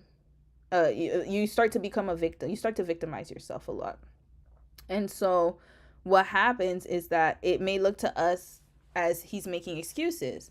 But if he really, truly is struggling with mental illnesses, as he said he has, and he's been diagnosed, then I can see why he is operating in that way. And that's because he will perpetually see himself as a victim. And also, his brain pattern and how he processes things are way different than us. And the thing is, people who are mentally ill, unless they get the help they need, because I don't know his therapy regimen, but if he has unhealed and he's not taking his meds and he's not doing what he's supposed to do, then unfortunately it's going to be hard for him to take accountability and to actually do something different with his life. He's going to perpetually be in the same cycle and circle. And sometimes you got to get your own self out of it. But remember, he's isolated because he doesn't have his wife or ex-wife. His family is not there. So he is literally on his own. And unless you have people who can be there for you and who can kind of support you through that, it's going to be hard for you to get yourself out of it, especially if you don't feel like, again, you're a victim. You think that your life is going great, or you're going through your life and going through the motion of life, but you're not actually taking accountability and trying to be better. You're just living in the same pattern, same holding pattern. And again, I don't know his parents, but from what it looks like is that I don't think they're that involved in his life like that, to be quite honest with you. And I don't think, like, unless he wants to seek help for himself, I don't see him changing anytime soon. That's why you're going to always see the same people doing the same things all the time. It's the same pattern. They are comfortable. They are okay being comfortable in their, in their situation. So, unfortunately, that is the case for a lot of people with mental illnesses. They don't want to change. A lot of people. I can't say all. Again, I can't say all. But a lot of people who struggle with mental illness, it's like you have to push yourself to want to take your meds, to want to change, to want to be better. And if you don't have that community around you and that support, because he's hanging around people who probably are the same as him. So that's not a good environment in the first place. So you are a product of your environment. And right now, if he is still homeless and he's still doing what he's doing, then he's around people who don't have ambition, who are just living life and living day by day and just doing the same thing over and over. Hold on. Oh, preach. I knew things was going left between them when she started dating other guys in front of him and going on dates. I wouldn't dare, because some men don't know how to handle things as such. Oh, I didn't know about that. Again, they are very young. Y'all, please don't do that. Okay, I'm going to say something. Let's do do's and don'ts right now. If you have a mate, and let's say that you guys are about to break up, because I'm going to do I got a story for y'all tomorrow. I got a story. I'm filming it tomorrow. Okay, so it kind of ties into this topic. When this is the thing, I can't say what you can and can't do, because everyone has their own freedom to choose and to do what they want. However, I will say this: when you're in a relationship and let's say it doesn't work out, or you're trying to get your mate's attention and you feel like you have to like do something in order to get their attention, I personally think that you should take time to really heal from that relationship before you start trying to make them jealous. Making them jealous is not going to help you. It's just hurting you in the long run. Because if that person has already checked out, they already checked out. Ain't nothing you could do about it, baby girl. Pray, and hopefully they'll return to you if they're yours. Or if it's meant to be, it'll be meant to be. But what I would say is I know from past mistakes, because I used to do that when I was operating in my wounded feminine. Is that what they call it? I guess the wounded feminine energy. I used to try to make, if a man rejected me or he didn't want me, then I would try to make him jealous and be like, oh, I'll find somebody else to replace him. And replacing someone is only going to hurt you, because you're just extending your heartbreak and transferring it somewhere else. I think, in my opinion, it's better to just take your time, process the end of the relationship, take time to really heal, and then you can go on and move on and start dating people, because doing those kind of things, it doesn't help the relationship at all. And if it's a dead horse, it's already dead. Ain't no reviving it. That man listen, that man knew he was checked out from a long time ago. He knew he was checked out. He knew it. But he just prolonged it. And that's all it is. And sometimes as women, we have to be the ones to be like, okay, I'm going to pull the plug. Same thing with Love is Blind. I don't know if you guys saw Love is Blind season 8. Hold on, how much time do I have? Okay, 1 hour. I'm not going to stay too long this time, because I do have to go. We have to go out. But Love is Blind season 8. There was a couple, Lauren and Dave. And Dave said in so many words that he did not want to be with that girl. But he didn't want to break up with her. So he kept finding excuses. Oh, my sister won't like you. My parents don't like you. They said that you dated a man from my hometown, from our hometown. They're from Minnesota, Minneapolis. You dated a man that my sister knew and she doesn't trust you. He was saying this when I tell you every single episode, and some men, this is one thing I don't like about some men, is that they don't want to tell you straight up that they don't want to be with you. They will give you signals and hints and expect you to catch it and for you to break up with them because they don't want to be the bad guy. I don't want to be the bad guy. I don't want to look like I abandoned my children. I don't want to look like I left my wife. So they will literally tell you in so many words that they don't want to be with you no more.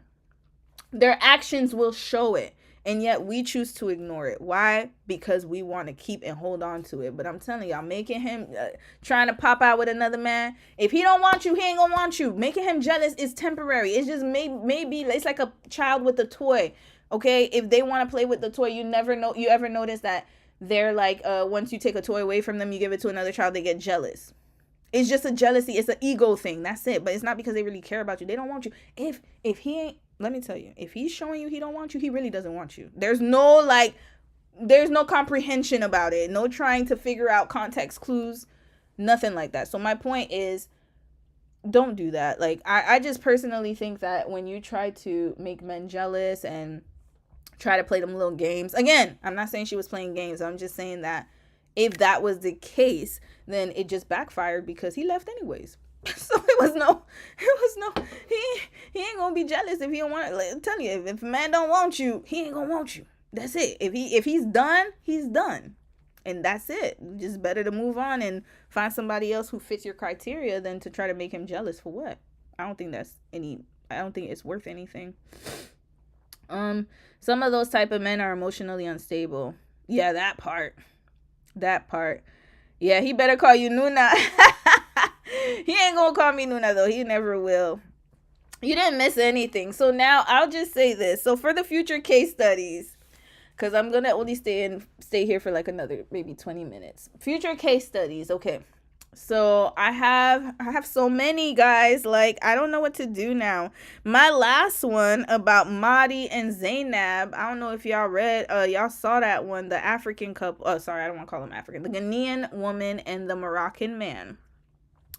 Allegedly, they're back together, but I do not think that they really are. But anyways, that's none, I'm not going to keep talking about it, because once I talk about a couple, I move on unless there's a legit update that I need to do. What I want to say, and I want to make it clear to a lot of you guys, because I know I got a lot of new subscribers. I don't know how that happened. Honestly, I'm like, my videos are kind of blowing up a little bit, and I'm a little scared. I'm not going to lie to you guys, but, I'm trying my best to kind of keep things the way they were on my channel. But what I will say, hey, CFT, how are you, sis? Oh, thank you. It's the locks. Look at this, y'all. Look. Sorry, y'all. It's time for the locks. Here we go. You saw it, little mama. Yeah, it was. Okay, first I want to say this. To my brothers and sisters on the continent, I'm really happy. Most of the comments were really positive, and I think that for me, I had to be careful because I did notice a lot of red flags. I'll be honest with you guys. But the reason why I was hesitant to say what I thought was a red flag is because I'm not really privy to a lot of different cultures like that, like deeply. And so I didn't want to make judgments on things that from a North American perspective, right? Because I noticed, like, you got to remember, I got to be honest, like, I grew up in North America, so my understanding of things is just based on a North American lens, right? But I've never been raised on the continent. I don't have, like, that kind of background. I have a Caribbean background, and I lived in Korea, but that's about it, right? So I had to be careful.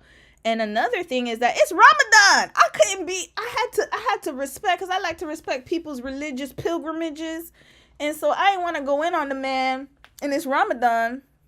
However, what I will say is that after reading the comments, there were a lot of red flags. Sorry, I don't want to laugh. That couple is crazy. I don't know what to say. Like, apparently he popped back out and said that they still together. He changed his screen. I guess he saw my video or whatever. But I'm still not buying it because I don't see her. Until I see her, no face, no case. That's it. No face, no case. If I don't see her face and I don't see her publicly on his channel, I'm just going to chalk it up as they did break up and he's just trying to, he's trying to rebrand or something. I don't know what's going on with that couple. But what I will say is this. For my African brothers and sisters and people who are from the continent, I don't want to come off as ignorant. So please continue to comment. I actually love the comments of the video because there were a lot of things that I didn't realize. And again, it's because I don't have that knowledge. And so I want my channel to be an educational platform for all to kind of learn the red flags of different countries. And I may not always get it right, but I think it's very educational because we need to be aware of these things, especially for my young women. My young women, you guys are the target.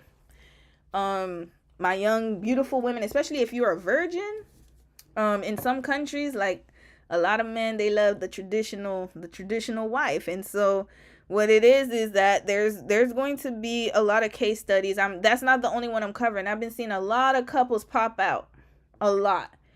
And another thing is I only deal with couples who have broken up. So I'm not going to do stories on couples. Like there's a couple in particular I really want to cover, but they are still together. And again, I want to respect that relationship until something actually happens where I can chronicle their journey.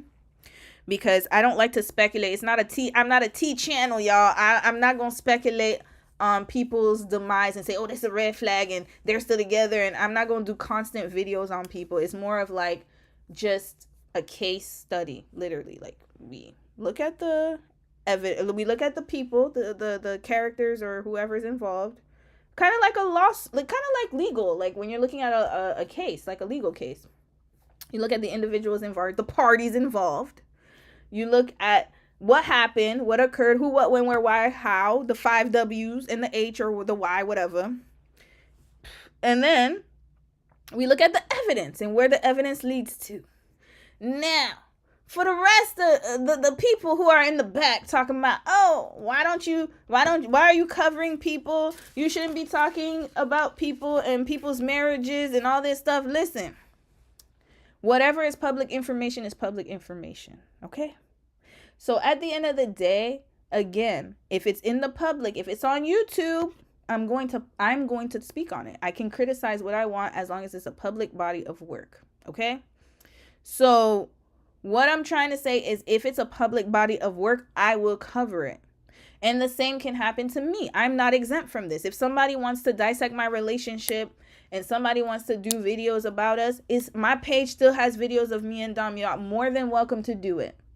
But don't come up on my channel talking about, oh, you shouldn't cover this. Like you should leave them alone. Okay, no, I'm not going to. And I can do what I want. And I can do a case study. Why?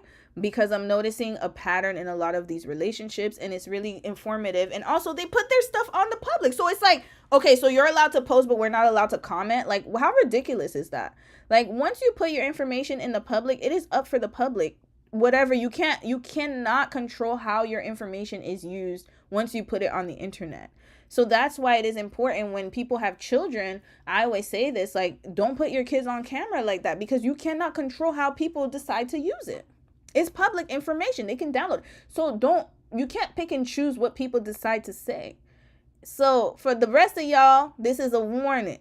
If I see any comments, and I'm not talking about y'all in my chat, I'm just talking in public for people who want to, roam around. I will delete those comments because I think it's really stupid to think that people are not going to comment on a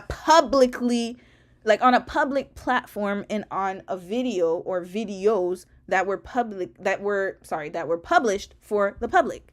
So I don't know, people are weird, yo. Like, I don't know, people's fandoms are weird. Anyway, I'm not answering no more of those questions. I done said what I said and I'm going to delete those comments. So if you write paragraphs to me, it's going to be deleted easily. Because don't ask me why I'm doing these case studies or, oh, you shouldn't involve yourself in other people's I can involve myself in what I want to because it's on public. It's not like I went around looking for these people like on their individual, like private pages. If it's a private situation, I won't speak on it. But if it's in public, I'm allowed to speak on it. Like, I don't understand why people don't comprehend that. Reading comprehension is key. Education is key. If it's public information, just like, for example, if I'm looking up a law case, it's public information. I can talk about it. It's in the public. But if you have, like, for example, let's say somebody got a lien on their house and it's not public information. And I literally went and bought when you go on those public record search and I paid for that. And I went on their public record search and then I put it on the internet. That's wrong. because I literally went looking for that information. But if it's a public platform, literally I can go on YouTube right now, YouTube, and I can see that person's videos there. I could talk about it how I want to. So don't come up on my channel talking that nonsense, because you will. I promise you, I will delete it with the quickness. You will waste your time. I'm not going to explain myself again and again and again. So let's be clear, okay? Publicly published information is up for public discussion, no matter who the subject is, myself included. Y'all can come up with whatever theories y'all have about dominized marriage. I would love to see it. I probably would be entertained by it. I would laugh. But don't come to me talking about, oh, you can't talk about this. Why can't I talk about them? So they're exempt? Please, get out of here. All right. I appreciate you respecting these people. I can tell you aren't trying to. Yeah, I'm not trying to start gossip, little mama. I'm not. What I'm trying to do is, okay, so I could talk about it on my live. There's a lot of situations of women getting with men online. And these men come from different countries. And they are pretty much exploiting those young girls. And so when you have situations, and it's vice versa too. So when you have those kind of situations, and then for example, I have another Korea DV story. I have another one. Hold on. You know what? We're on my live right now. Hold on. If y'all got time, I'm going to try to share my screen. Let me go on my TikTok. Yeah, don't put kids online. I'm telling you guys, people can't. It's like people posting kids online and then they get mad that a PDF file goes and posts it on some like dark web website or some shit. Excuse my language. But like, you can't get mad because you're the one who put your kid in public. Nobody went to go search for them pictures. You put it there. You put it on the internet, and then you want to get mad when people exploit them kids. You can't, because you cannot control what people decide to do with publicly published information. That's why you got to be careful what you publish online. You don't own that. You can't say, oh, I can post it, but you can't comment. Get out of here. I can comment whatever I want. Get out of here. These people crazy. People are really insane. First of all, you can't come on my channel telling me what to talk about. That's number one. You can suggest, of course, but I'm saying, like, don't come here trying to boss people around because you're fans of whoever it is, and then you think that, oh, like, how dare you talk about, I can talk about whoever I want. Go on other people. You know how many million, guys, I've watched so many videos, and people say worse. But no one says anything to them, but they want to say something to me. Because why? Because I'm targeting their favorite. And whenever I check those kind of comments, because you can see who they're subscribed to, right? So it'll say, this person has commented on, and it's always, they're the fan of that so-and-so person that I'm talking about. And I'm like, okay, like, you're not, anyway, it's just baffling to me why people think that people can't have comments that they can say. You can say whatever you want. If it's public, it's free. Yes, it's not People Magazine. They making these right? Thank you. They making these videos themselves, Jackie. Exactly. I'm just reporting on it. That's it. That's all. It's like, okay for them to shove a camera on the child's face for the world to see, but them forbid from talking about them or calling them. Yeah, they don't want people. You're right, that girl. Oh, sorry, that art girl. You're right. Like, they don't want you to have a negative opinion, but people got to learn to take constructive criticism. That's it. That's all. I can't say it enough. Learn to have thicker skin and learn to take constructive criticism. Whatever people want to say, they can say it, but don't come on my channel talking about I can't talk about them. I don't like notice I leave all of the comments on, because whether good or bad, I engage with all of them, because you are entitled to your own opinion. But don't tell me what I can and can't do on a public platform if I'm using people for case studies that have publicly published their information. And matter of fact, some of the couples, they're publishing more and more. They want us it's like they want us in their business. So what am I supposed to do? I have a couple I'm going to do tomorrow. It's going to be a Filipina, okay, I have questions for you guys. So, okay, you know what? I'm getting too ahead of myself.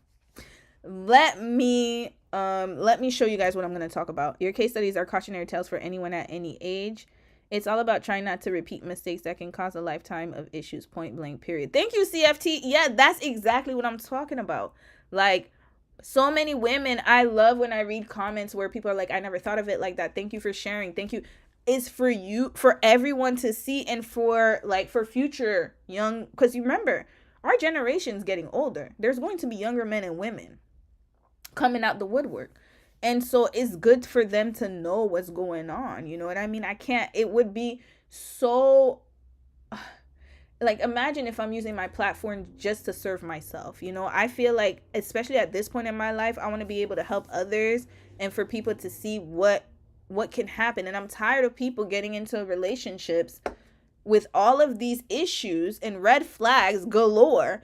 And then when things don't work out, it's like, it's so sad because the person's life, your life can be impacted just by you meeting the wrong person.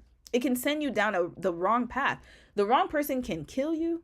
The wrong person can destroy you mentally, physically, emotionally. Some people, it takes them years to, especially if you're married, like it takes them years to recover from these issues. Wouldn't it be better to have someone say, hey, you might want to watch out for this person because based on these red flags and this person matches them, you might want to be careful. Wouldn't it be better than to have people go through heartbreak and just these really awful situations? I don't know. Let me try to do what I wanted to do. Hold on. How did I do it last time? Oh, here it is. Okay, I found it, y'all. Display capture. Oh my God, I found it. Okay. Perfect timing. Okay, y'all. I'm going to show y'all what's going on here. Hold on. Oops. Hold on a second. What happened here? Hold on. Wait. Sorry, y'all. I did the wrong thing. Sorry. It was window capture. Yeah, window capture. Sorry, that was the one I was supposed to do. Okay, there we go. Yay. I found it, guys. I found it. All right, Chrome. All right, now y'all could see your comments. Love you guys. Okay. Let me stretch this page. Okay, let's go on TikTok because I want to cover a few stories. Y'all gonna let me know which one y'all want me to cover. I really want to cover this person's story. Hold on. Not this person. Hold on a second, y'all. Let me make this screen wider. Search.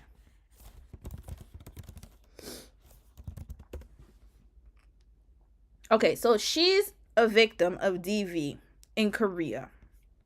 Y'all, I got another DV case. So I'm going to play something. It's a trigger warning, okay? So if you are triggered, hold on, let me get off this screen real quick. Let me go back to my regular screen. Hold on a second. Hold on, I got to make this very important. If you are triggered right now, if you're easily triggered, please do not watch what I'm about to play right now. Please do not, please shut off your screen if you are triggered by DV. Because I'm going to show you guys something that's very highly disturbing. And I'm going to cover this story. So I'm trying to space out the videos because I did Courtney's story. And I also have to be mindful of doing this story as well. But y'all, it's a lot. So that's why I'm trying to figure out which story I'm going to do next. I have a whole bunch. But this one in particular, I wanted to play it. And by the way, all the money I make, I didn't mention it in Courtney's video, but all the money I make from Courtney's video and from this person's video, which I'm going to do a case study on her. I just don't know when. They're going to go to their GoFundMe as soon as YouTube gives me the money. So I decided to do that. So, okay, let me show you guys what I'm talking about.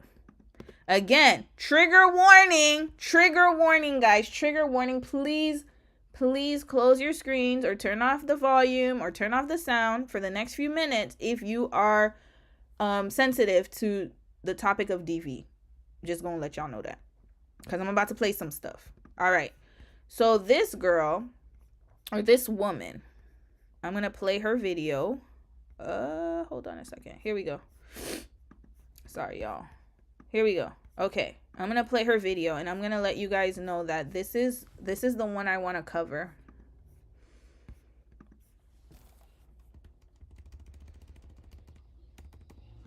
Hold on. I can't hear the sound. Hold on a second. Okay, here we go.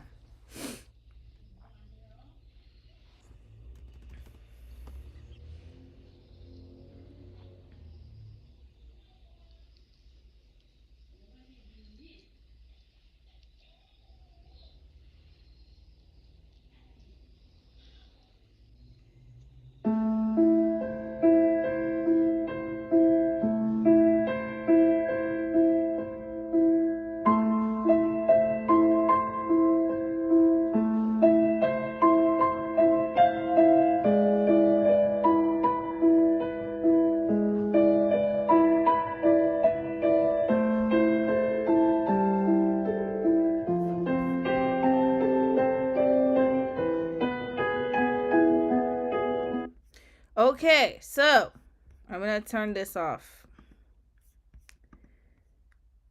Hold on. Ooh, hold on a second. Uh-oh. Hold on a second, y'all. Oops. I think I might have lost y'all. Hold on. Oh, no. Okay, here we go. Hold on, guys. I'm coming back. 1 second. I don't know what just happened, but I'm going to figure it out. Hold on. I think it's media source. No, not that. Hold on, guys. I'm coming back. It's video capture. Okay, there we go. I'll find it. Here we go. I'm coming back, y'all. I'm coming back. Okay, did you guys see that? Allow. Okay, hold on. What is going on here? Hold on a second, y'all. 1 second. I think my screen is locked. That's why it's doing that. Oh gosh. Hold on a second, y'all.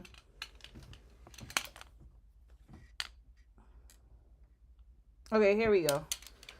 Why y'all able to see my phone screen? Hold on a second. I gotta figure this out.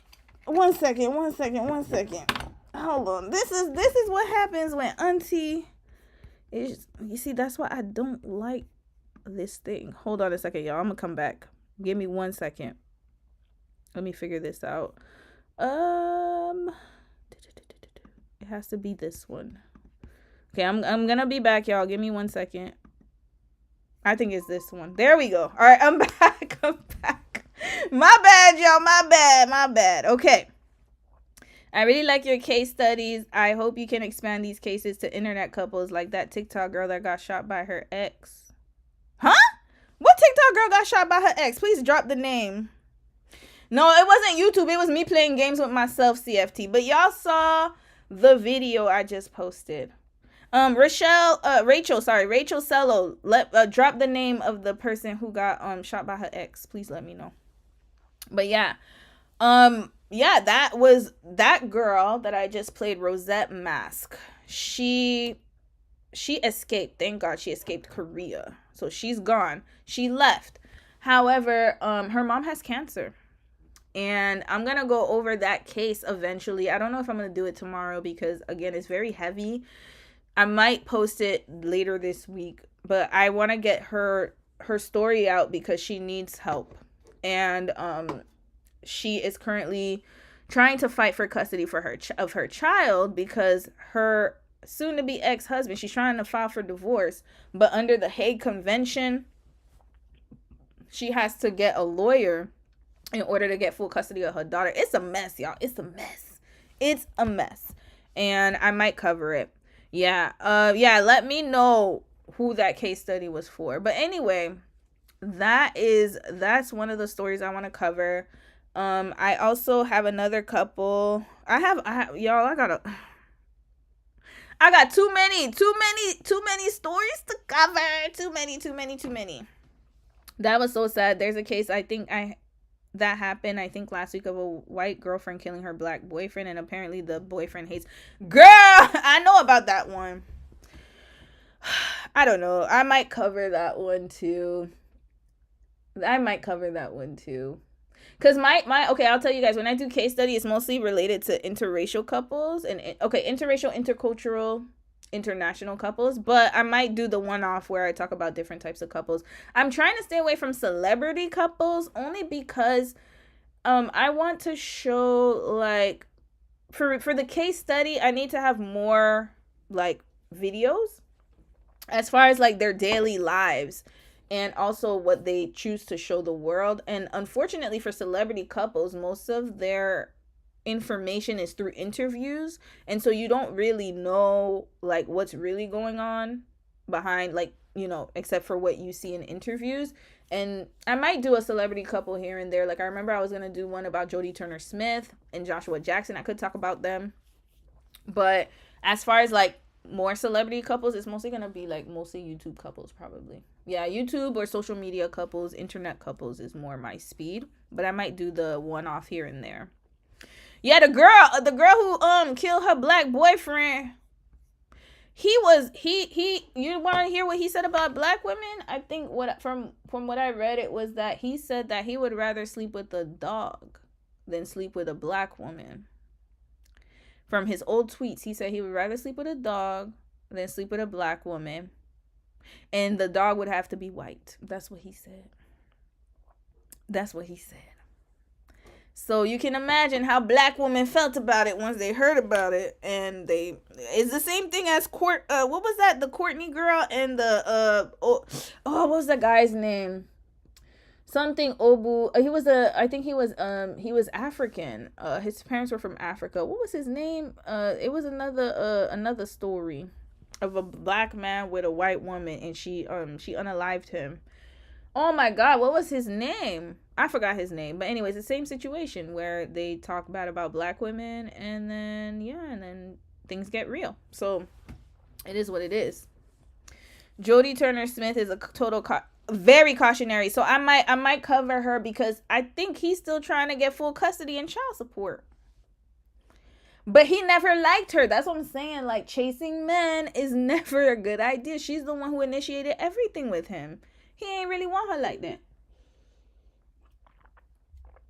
If a man wants to use you, he will use you, but don't get it twisted and think he really loves you. I find that a lot of men, they will procreate with you, they will live with you, but they're not going to, if you're not who they really would go after, if you're not like their preference, or if you're not who they naturally would desire, then these kind of situations happen. And maybe he just wanted a baby. I think that's his first child. So it's possible that he was just like, hey, I just want to have a baby. He has his daughter, and now he's good. Christian, thank you, CFT. Yeah, Christian Obumseli. Yeah, that guy. He also had problematic tweets about black women too. And the same situation happens. And you know what it is too? I find that with interracial dating, okay, guys, I gotta keep it real. I noticed with interracial dating, with black men in particular, they will choose the most vile racist women. Like, I've noticed that a lot, not all, because there are some really good, there are some interracial relationships where the women are very racially aware and, they raise their children very well. But I have noticed that they will always choose the most problematic, vile, and racist white women. And in my opinion, I'm like, yo, there are a lot of white women out there who, how can I say this? I'm going to choose my words wisely. There are a lot of white women, especially white American women. A lot of white American women who actually, are allies, but they will never choose those women. They always want to choose the most racist ones, and it's baffling to me. I just don't understand it. And it comes down to self-hatred. If you hate yourself and you hate everything about yourself, then of course you're going to date someone who aligns with what you hate the most. If you're a self-hater, think about it this way psychologically. If you hate yourself and you hate your skin and you hate where you come from, then you're going to automatically be attracted to someone who hates it the same way, because, birds of a feather flock together. Y'all both hate your blackness. So there you go. Y'all both hate your blackness. She hates it and you hate it. Y'all both equally yoked and equally aligned. And so I don't think anyone who loves their blackness and loves being loves their race would ever be with someone who would be racist towards them. Like, it would make no sense. You would automatically repel those kind of people if you love yourself. But if you hate yourself and you operate off the energy of self-hate, then you're just gonna attract somebody who hates you just as bad. And they hate your kids too, because when you have children, they want to erase the part that they don't like about it. They will always choose those kind of women, and it baffles me. It baffles me. You said, hey, Remy. Hi, Iris. How you doing, sis? The social capital of white skin is the most important thing to them. The allies have standards and expectations. Those men are usually dusties. They are. And usually they have a deep hate for black women. They both don't like black. Another okay, this is what I have noticed with those kind of couplings. They not only hate black people, but they hate black women more.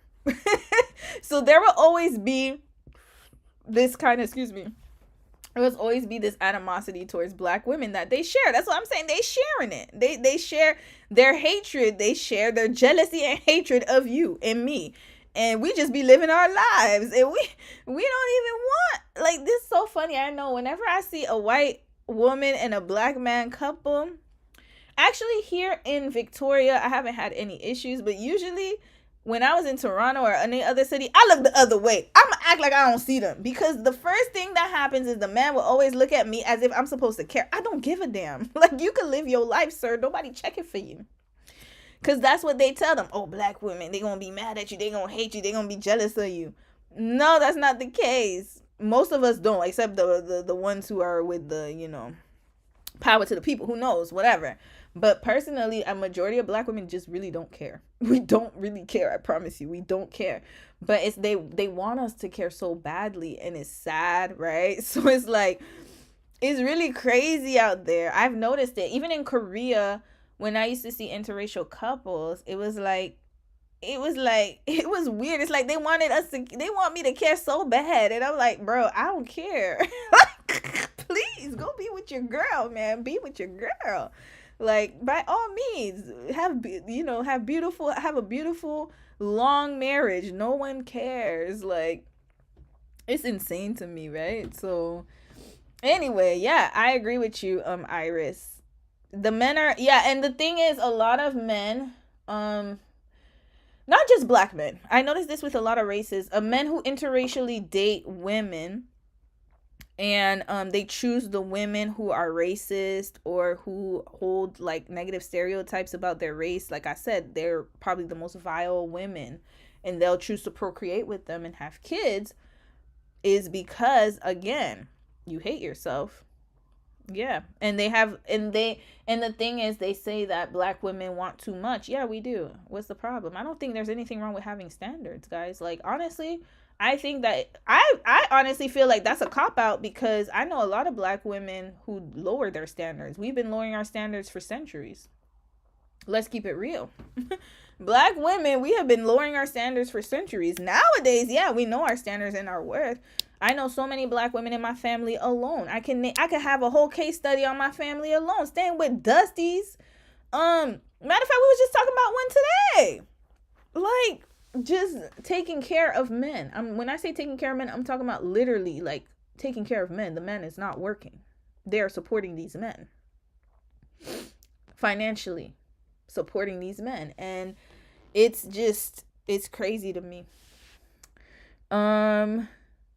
Not equally yoked in they are equally yoked in a line. Am I lying though? They are in their self-hatred.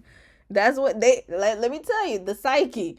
They hate themselves. So the man hates himself, and he hates his blackness. He also and he probably hates his mama, because usually they have all this smoke for black women, but let it be another woman and it's crickets, right?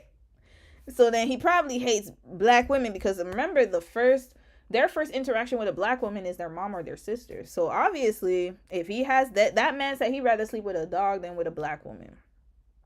I don't even want to know what his household was like, because if you can say that, and again, this is crazy, because your mom is literally the person who birthed you, from her birth canal, is a black woman.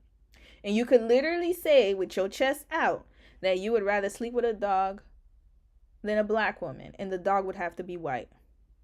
There's something psychological going on here. There's nothing that can convince me that this person is sane. So I look at the mom. I'm sorry, I have to, because I'm like, how could you raise this person to think that way? So that lets me know you hate your mama. And by product, if you hate your mama, you hate me, because I look like your mama. So then he's not going to date you. But then he's going to date the person who hates you and his mama. And himself. It's levels to this, y'all. I'm telling you, being with a racist person is a gymnastics game in your mind. Like, it's crazy. Her family isn't helping her. It's really sad. They think that he's good for her. Oh, who you talking about? Rachel Cello. You gotta let me know. Oh wait, you did. Hold on. You said she still hangs out with her ex, but I don't know if she actually understands because he shot her in the head. She has developmental delay. She has a hard time. Whoa, who is this? Who is this person? Thank you, Iris, about your compliment about my hair. Thank you. I love you, Romy. I love you too. I love y'all. Where is Jody? It's coming, Iris. It's coming. It's coming. It's just that let me tell you, Iris, I'm getting preoccupied with other case studies, yo. I got too many on my plate. I got this Filipino couple, this Filipino woman and this white/Puerto Rican man. That story is crazy. So I want to cover that one. It's like every week that I have something in mind of what I'm going to do, something else replaces it. It's like there's so much content out there of these kind of relationships. But I'm going to do Joshua Jackson and Jodie Turner-Smith soon. Very, very soon. Because I think they're going through a custody battle right now. So it's still ongoing. Hi, Philo. How you doing? How you doing? Black women's low standards are not low enough for them. Yeah. And you know what's so crazy? It's like, how can I say this? Like, naturally, Black women, we know our worth. And I think that what it is we expect more of our partners. And other races of women aren't socialized that way. And we have to also keep in mind, when I started thinking about it deeply, I'm telling y'all, like, I started to really deeply think about it, and I realized something. I realized that other races of women, and again, I'm not saying all women, I'm just saying generally speaking, other races of women can rest in their femininity. Now, what I will say is this. I'm not sure about, okay, how can I say this? A lot of races of women can rest in their femininity. We were never afforded that at all. We've never been able to rest in our femininity because, I don't know, pre-colonialism and slavery. I don't know about that time, but I know post-colonialism and slavery, which is the era we live in, it's never been afforded to us. And so maybe now we're starting to really do it ourselves. We're racing in our own femininity ourselves, but not because someone offered it to us. And so what it is that, and I've noticed that especially with white women, they're not raised to be like us. And so we have, from a young age, we have to learn how to be independent. The expectations are so high for us. We're adultified as young women. We're not given the same rest as other women. We're told to work. We have to labor and work from the time that we're born. From the time we could talk, walk, whatever, you got to take care of your siblings. You got to take care of the household. You have to do so much, and you have to, like, the expectations were high for us.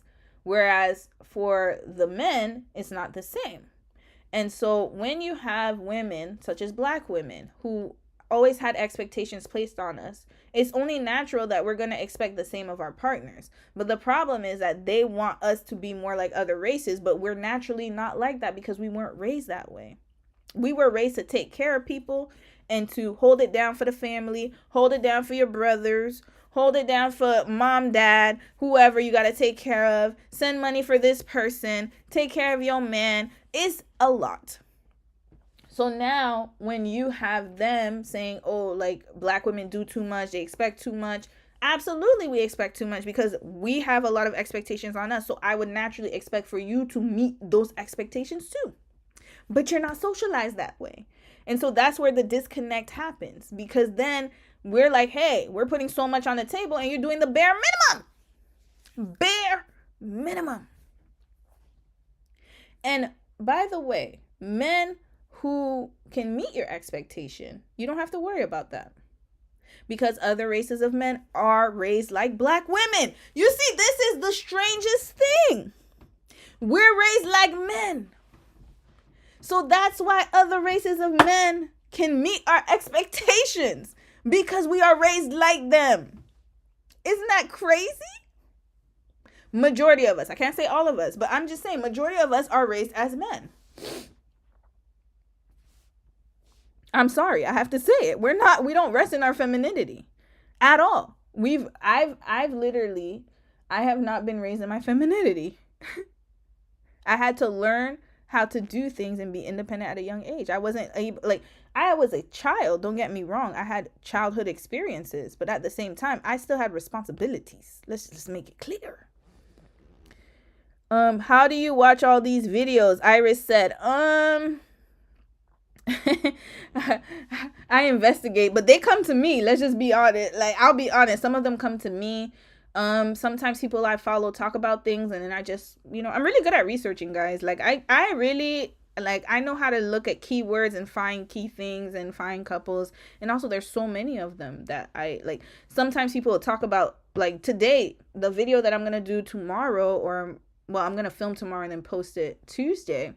That couple fell on me because I followed somebody and she was talking about, oh, what happened to these Asian couples, and she was giving an update, and then I was like, oh shoot, let me look at this couple, and then boom, Pandora's box open. And then Madi's video, it came on my For You page. It came up on my For You page. I didn't even go search for it. It came up on my For You page, and I was like, who's this guy? We broke up. And then when I saw him and his wife, I was like, oh, this is a gold one. This is like the case study just came on my lap. The energy. Adultified is right. Zanette Johnson said, you found your niche and with the case study. Keep up the good work. Loving it. Thank you, Zanette. Zanetta, sorry. Thank you, Zanetta. Thank you. Iris said, when black women want things, these guys feel like we don't deserve it. They don't want to open their wallets for us. Yeah, exactly. Exactly. They don't think we deserve it. And it's crazy to me. I'm telling you, this whole, like, the way that we're raised has really done a number on us. And it's because, again, we're raised to be like the men. And the boys were raised to be like females. That's why we call them sassy. We say they're sassy, but think about it. Their moms raised them like little princes. Princes. Not princesses, but princes. They raised them to be sassy. Like, that's crazy, right? Her name is Zara. They were an interracial couple. Actually, I feel like you'd handle her case carefully, but I'm not sure if you feel comfortable covering because she still hangs out with him. Oh, okay. I'll look into it. Yeah, it's got to be a breakup. But I might cover it. I might cover it if it's concerning enough where I think that there are red flags. If it's a couple where it's concerning enough where I'm like, hey, I got to sound the alarm, then I will do it. I'll check them out. Thank you so much, Rachel. Oh, she's in it. You see, that's the worst, is when you don't realize that you're in an abusive relationship. The girl that I showed y'all, the video I showed y'all when I said the trigger warning, she didn't know she was in an abusive relationship till he started hitting her. But from the beginning, her and Courtney's story has so many parallels. It's insane. The age gap, the controlling mechanisms, the manipulation, the having a baby really quickly. I'm telling you guys, it all lines up. And so one thing you'll notice about these case studies is eventually you'll realize, if you watch all the case study videos, you'll realize that all the men have similar patterns, no matter what race, which is scary, right? A lot of Black American men want a social climb. They want you to take care of them. That's what that is. Quiet as kept. They want you to hold it down, hold them down, and you do all the muling, you do all the brunt work, and you supposed to be holding everything down. Again, not all, because I don't want brothers coming in my comments. Oh, you one of them divestors that be saying that. Look at Umar Johnson. Let's talk about it real quick before I leave. Look at Umar Johnson, for example. Umar Johnson is supposed to be the pinnacle of Black family and Black love, right? He's the one who's supposed to be he's the one who's been preaching and telling everybody black, what he said, Black queen forever, snow queen never, snow bunny never. Ain't that what he be telling people? He's telling them the Black family to stay together. He's preaching that. Black manhood, Black womanhood, sisters, you need us. We got to stay together, queen. He doesn't even take care of his children. The man is a deadbeat. So it's like, at this point, there is a problem. There's a problem. There's a big problem. And again, I'm not saying interracial relationships is going to be the solution, because hell, y'all done seen my case studies. I'm sounding the alarm for a reason. A lot of men these days are trifling. I'm just being honest, y'all. And you got to be very picky and choosy about who you choose to be with, whether he's black, white, Asian, whatever he is, Arab, Indian, all of them. They all have the same patterns. And it's very, very striking. It's something that needs to be studied. And that's why I do the case studies. This man sits up there and talks about family unity, yet he can't keep his family together. Has never tried. Is a deadbeat. Doesn't take care of his kids. The daughter came out and said that she only came out on social media because she wanted to get to know her sibling and she wants her dad to reveal who her sibling is. You want to know what he said? He said that she's only trying to get her, she's trying to be an influencer and trying to get her followers up. That's what her father said. Her father, her own dad. Her own dad. Her own father. This is insane. And he's supposed, and you see this, these are the men we're supposed to respect, the leaders in our community. We're in trouble. We're in trouble. He's not the only one. He's not the only one. Let me tell y'all, even Caribbean countries, yo. I can just talk about my parents' home country, Haiti. Mistresses everywhere. A litter of outside babies. Side babies, outside babies, main babies. All women toiling, struggling, working. Men sitting there doing nothing. God knows what all day, playing dominoes outside. Chilling. And doing nothing. And then our standards are too high, right? All right, Iris, I'm going to answer your question. You asked me, how does your hubby make you feel feminine? That's a great question, Iris. That's a great question, Iris. And hi, Ariel. Iris, that's a great question. So how does my husband make me feel feminine is I don't have to work. I don't have to do work, y'all. It is equal opportunity in this house. So what can I say? First of all, my husband takes care of everything. That's number one. Number two, I never have to ask him to do things for me. He just does it naturally. It's never a case of like, oh, can you do this for me? Can you pick this up? He just naturally does it. And not only that, but from the time that we started dating, he doesn't, like, even last night, he literally stayed outside for almost 2 hours waiting for me to finish getting my hair done. Let another man have to do that. Oh, why you making me wait so long? Why you would have been blowing my phone up?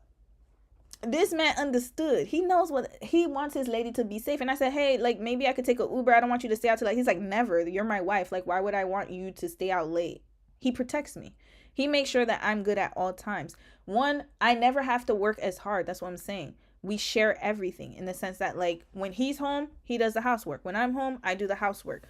When we have to go out, he pays for everything. I never have to lift a finger, y'all.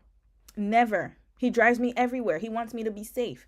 And also, not only that, but he also makes sure that I feel very safe with him and I'm protected from the beginning. He's never tried, like, one thing that I was attracted to with my husband is he never tried to have sex with me in the beginning. He was just, like, very respectful until the time came where we both, like, yeah, the time comes, whatever. I can't get too much into it. But what I'm trying to say is that he respects me as a woman, as his woman. And he doesn't make me do anything that would make me, how can I say this? Like, I don't have to toil around him, basically. Y'all, the reason I'm able to do these lives, because my husband he out there right now doing whatever he's doing. He does not expect me to do anything. Literally. I'm literally at home most of the time. Most of the time, I'm like, dang, that's why I'm on YouTube. Why do you guys think I'm able to post YouTube videos so much? It's not because like I'm sitting here struggling and stuff like. It's because I have so much time on my hands because I don't do nothing. I just work, read books. Look at all them books in the back. Hold on, maybe y'all can see it. I just work and read books and I just chill. I be chilling most of the time. I chill. I don't have to do nothing. And the reason for that is because my husband contributes a lot. And he does his, like, he cleans, he cooks, he does all that stuff. He does not expect. Yesterday, when I came home after the hair, imagine. It's little things like this that matters, y'all. If you had a man who was about nothing, As soon as I would have come home, the house would have been dirty. Dishes full of stuff. A man like the Dusties we talking about would have expected me to come home and still clean and still cook and still do all that stuff. My house was clean. I didn't have to do nothing but get ready for bed and go to bed. That's it. That's all. My husband is a real man that takes care of his wife. And the reason for that is his mother socialized him like that. So I can't say that this is the case for all Korean men. And that's why I have to bring up these case studies, because again, we got to get to the point where we don't look at the race of the men, but the content of their character. Come on, MLK. And I think somebody had mentioned, she's my sis with the rainbow in her icon. I forgot. Sis, you know who you are. She said, do not disparage Dr. Keenan. You're right. I didn't mean any wrong. I didn't mean to say he had infidelities. We don't know that, right? But one thing I will say is we got to get to the point where we don't judge men by their race, but content of character. Because I know a lot of Korean men who suck. And you're going to see a lot of case studies where they are abusive. They want you to be a traditional wife. And not saying that that's a bad thing.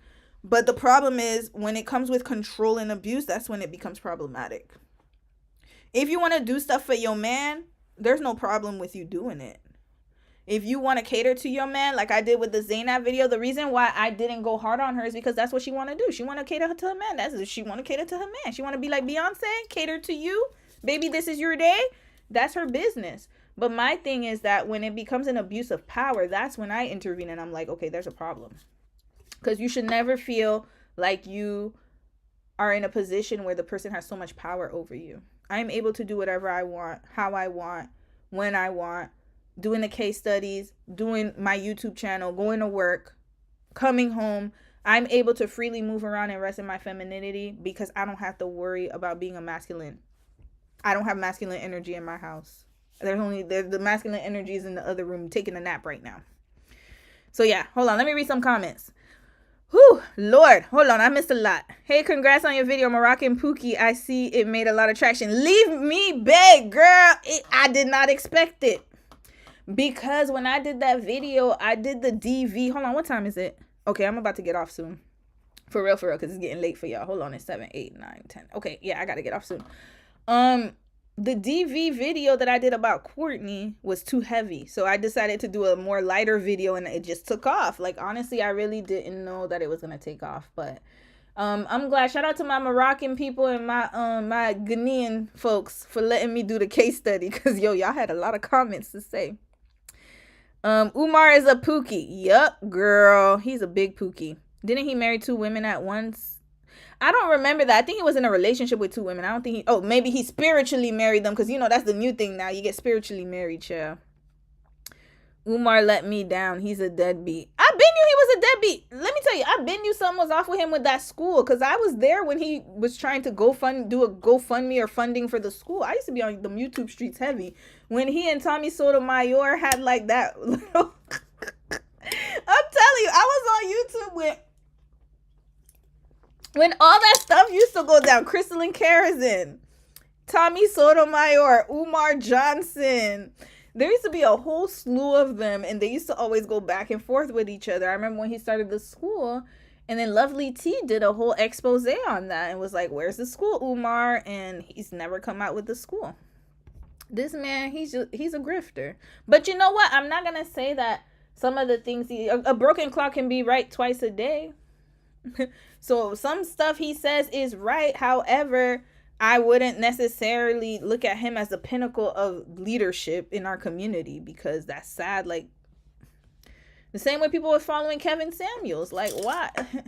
This is the reason why we're in the situation that we are today, because a lot of people are just talking just to get views, and they don't necessarily live the life that they're living, but they're trying to get money off of it and monetizing off of your pain, your struggle, your heartaches, and trying to make you like, this is the thing. They'll say one thing and then they live a completely different life. They don't live the same life you live. They don't. So it's easy to make money. You make a little money online. You get everybody to agree with you, and then you go back home and you do whatever you want to do. Nobody knows your life outside of social media. You just cut the camera off and then you live your life. How long did it take to get here? It took me a long time, 9 to 11:30. I left that salon at 11:30. How many kids does he have? He has 2 kids. No, I don't think he's married. I don't think he's been married. I think he had a spiritual. I don't know his situation, but he had 2 kids. I think they were his BMs or children of his, a mother of his children. Sorry. Iris, you got daddy issues too? Lord, do a case study on why people tolerate men with side chicks. Do they tolerate it or they just accept it? Yeah, I guess they accept it. I remember one of my homegirls, she was with a Nigerian man. She was dating him, and then you know how she found out that he had a wife and kids? She went to his place because she used to go back and forth. She still goes to back and forth between Ghana and Nigeria. She trying to find her king. I got friends. Listen, my case studies can't help everybody now. Some of my friends, they be looking and she trying to find her Nigerian king. And so she went to Nigeria, and she found out that he had a whole wife. Mind you, this guy was diabolical. He took her to a family wedding and introduced her to his kinfolk. And she was like, oh my God, they acted like they really liked me and stuff. Come to find out, she went to his crib. And then I guess he forgot to take down a picture of his wife. And then she found out he got a whole wife in England, talking about, oh, it's complicated. We're not really together, but sir, that's what they be doing. That's what they do. So when you say that, why people tolerate men with side chicks, this is the thing. If you're only into dating one race of men, especially if you're into dating black men, I would say, or even whoever, but I'm just going to use black men as an example, you're going to, you're going to share because you're going to think that there's, you can't do any better. Some people don't think they can do any better. And then they decide that, hey, okay, I'm just going to let him live his life and he'll cheat. Like what Tamar said, let him cheat in peace. Let him cheat in peace. And that way we could keep our image up and then I can be the main one and he could have his little side chicks. Some people have to come down to that conclusion because they don't want to lose their man. They want to keep the marriage together, right? Or maybe they're getting so many benefits that it wouldn't make sense for them to get a divorce, and they're just like, okay, we just gonna ride it out, thug it out.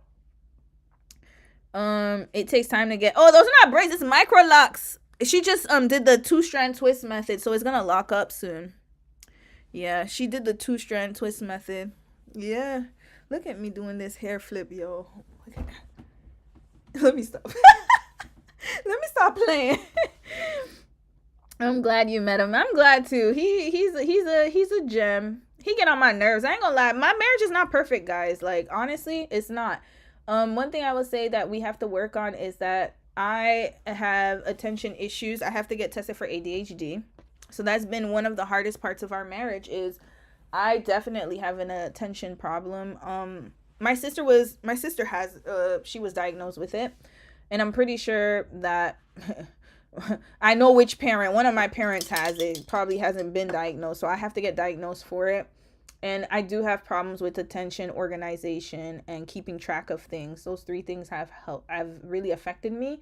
And then my husband, I'm being honest, I think he needs to get tested for OCD. I feel like he has, I don't know if he has OCD, but he has some variation of being very clean, very orderly. We're literally opposites, on the opposite spectrum. And so I'm just being honest and transparent with y'all. That's been the hardest part of our marriage, is just getting that stuff sorted, is being both of us are just so different, right? He's very orderly, very clean. And I'm not talking about you know how some people just throw the OCD title as a joke. I'm being serious. He's very organized, to the point where it's very scary, in the sense that not scary in a bad way, but it's he literally is so detail focused. He can see one little thing on the window. He's very detail oriented. And so for us, I think what's been hard for our marriage is more so that aspect of our marriage is just learning how to cope with different ways of living. And so I really had to up my game, y'all. I had to really step up my game. And also he had to be less demanding. And that was in the beginning of our marriage, especially the first 2 years it was really difficult for us. When we were in Korea, y'all might have saw, if you look back in my videos, I had cleaning videos. Those were not a joke. It was serious. Like, he's really clean like that. He's very, very organized. And I think for me, it was really hard for me to adapt to it. And I like to have my own space.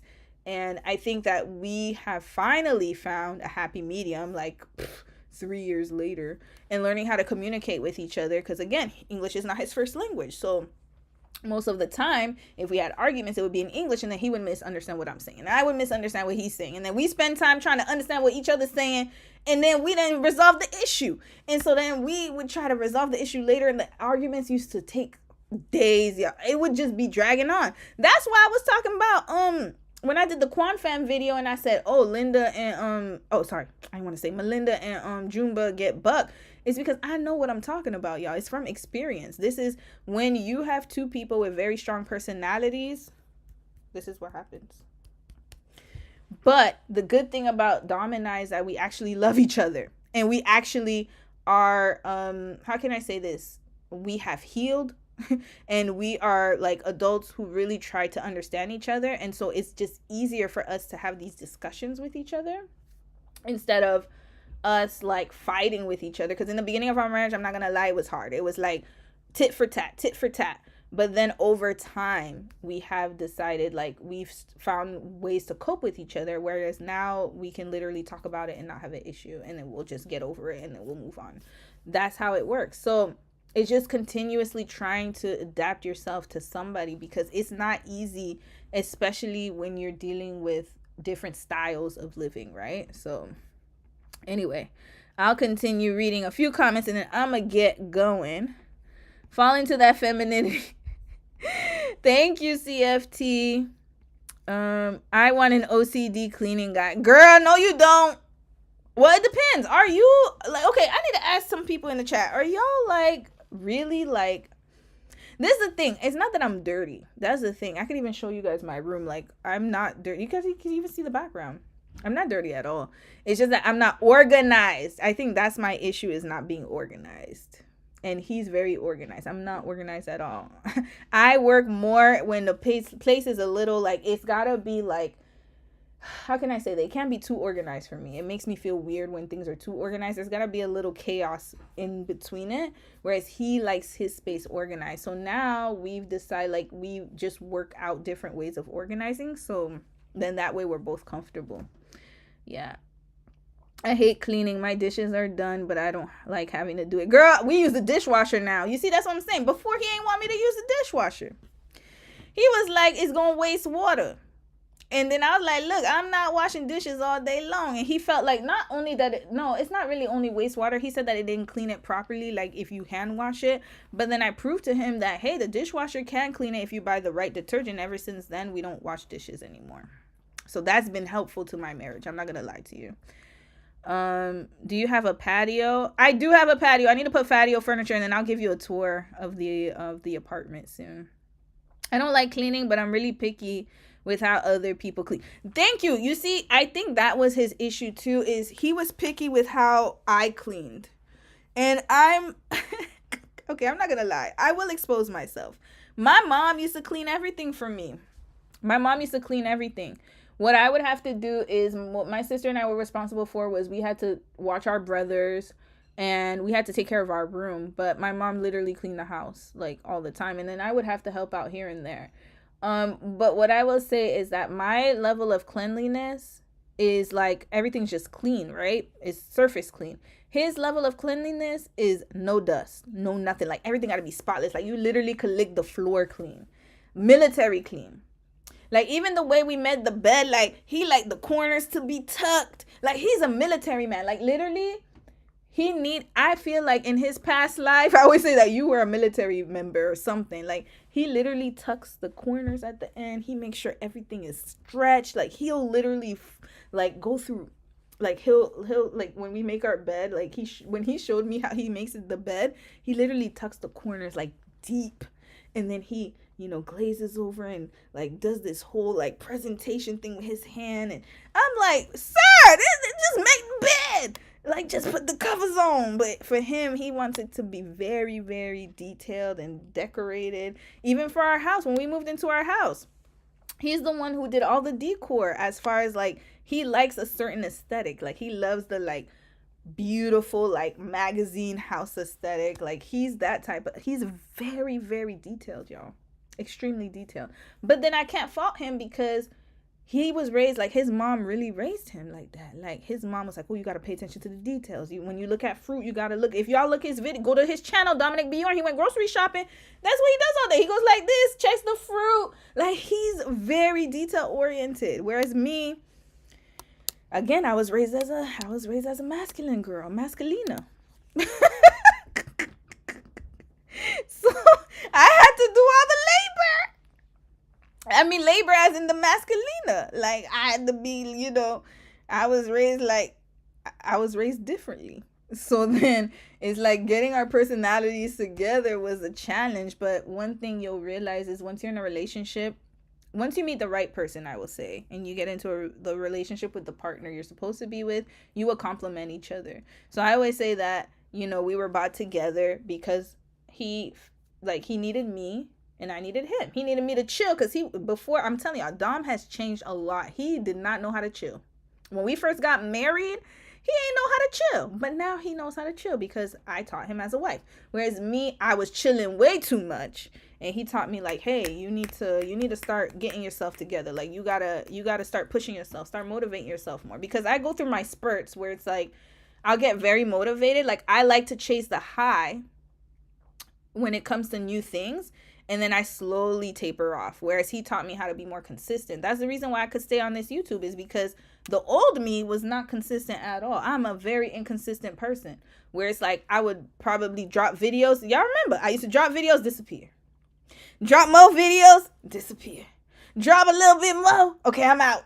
Whereas now I'm more consistent. Why? Because my husband has taught me how to be more consistent. It's like you feed off of each other, and that's when you're confident in yourself and you can learn from each other and you're not jealous of each other. I think that's what happens. Hold on, let me continue.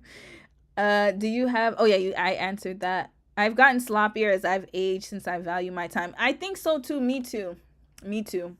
That's why I have my own space. Like, we've learned how to like have our own space in the house and kind of corner our things off, and so that way I can feel comfortable in my space, he feels comfortable in his space, and then we share our apartment together. But we have our designated spaces where he doesn't touch it, I don't touch it, and that's how we've been able to really like get things done properly and how to understand each other. Please tell me about the correct detergent. What brand are you referring to? Oh, for the dishwashing, we use, I think it's called it starts with an F. Is it called Finish? I've used Cascade and Finish. I think it's called Finish. Hold on a second. Honey? Hello? Hold on. He can't hear me. I think he's taking a nap. I was going to ask him to look for it. But I think it's called Finish, or it starts with an F. But Cascade really works well. Because I remember when I used the Cascade liquid, that thing was... Oh, and another thing about a dishwasher. Okay, so I learned from TikTok. I'm telling you, I got to start watching TikTok. I learned from a detergent person. Like, he does like I think he does videos on detergents and soaps for dishwasher and laundry machines. He said for dishwashers that you shouldn't clean your dishes too much before you put it in a dishwasher. It should be a bit dirty, not too dirty, but like for example, if you have too much sauce, like, you'll wash a little bit, but don't make it too clean, because then it's not going to work the way it's supposed to. And always use the heat option, because the heat option really like cleans all the dishes well. And then for laundry, you're not supposed to use like the cap full of detergent. It's supposed to be like a little bit less, because again, your laundry machine will start to get like all the gunk and stuff. I don't know. I'll share his TikTok videos. He's been really helping me with that. And so ever since I started like not washing our dishes, as far as like once they're dirty, I don't rinse them out. Like, because some people, they'll rinse it before they put it in the dishwasher. That defeats the purpose of the dishwasher. You're actually not supposed to rinse your dishes. You're supposed to leave it a little dirty, because then it's going to work the way that it's supposed to. And it did help, because once we did that, then the dishes were clean. Of course, sometimes if you have things that are too, like, you left it out too long, then yes, like if you have a pan, you know, when you get the chicken grease and like you have to use the dishwasher right away. If you don't use it right away, it's not gonna clean it out at all. I think it's called Finish. I hope that's the name of the brand. I try to call Dom, but I think he's sleeping or something.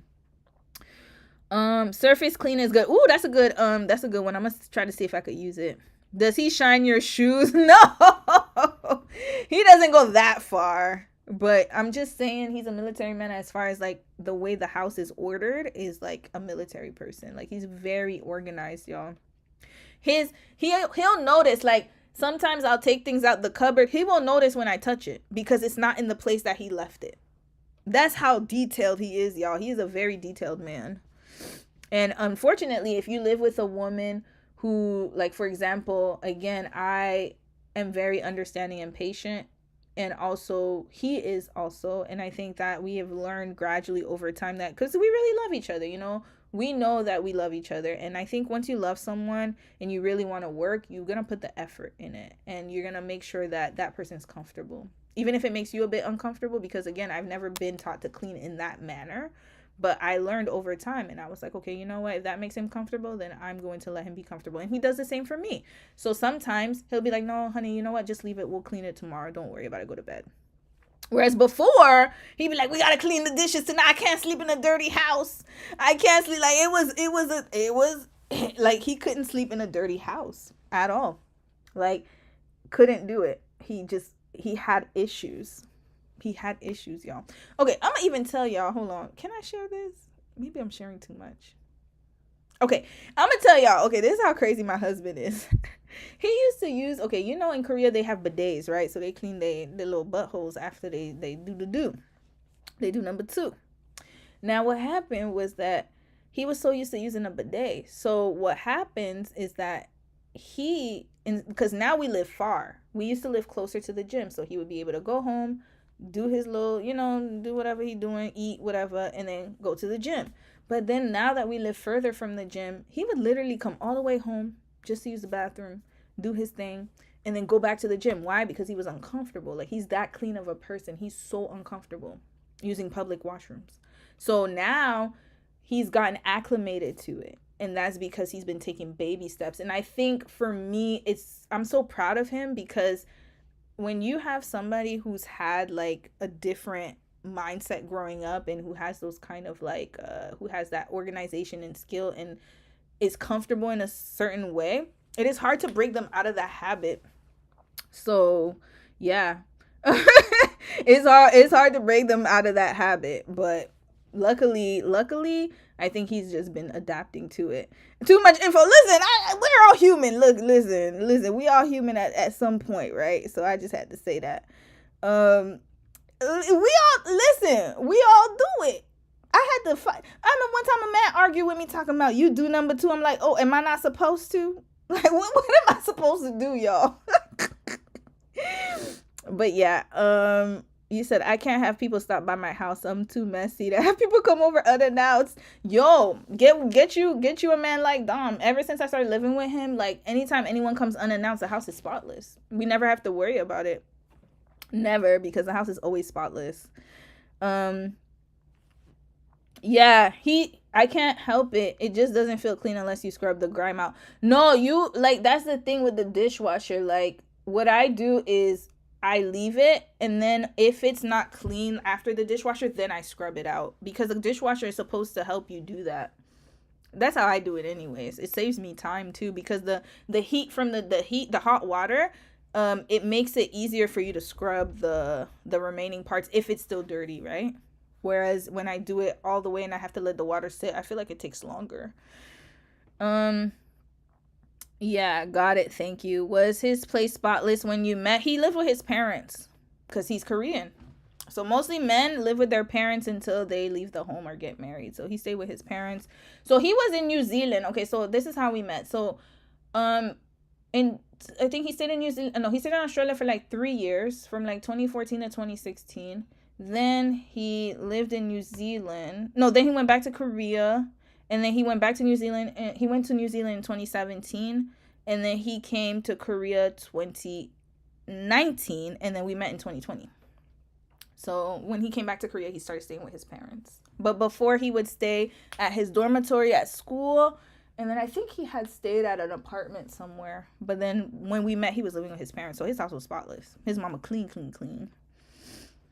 I didn't see those bathrooms in Korea. No, Korea, them bathrooms be hit or miss. They use the squat toilets too. So you got to be careful. But for him, he's just raised that way. His mom raised him like that. Saudi bathrooms, child.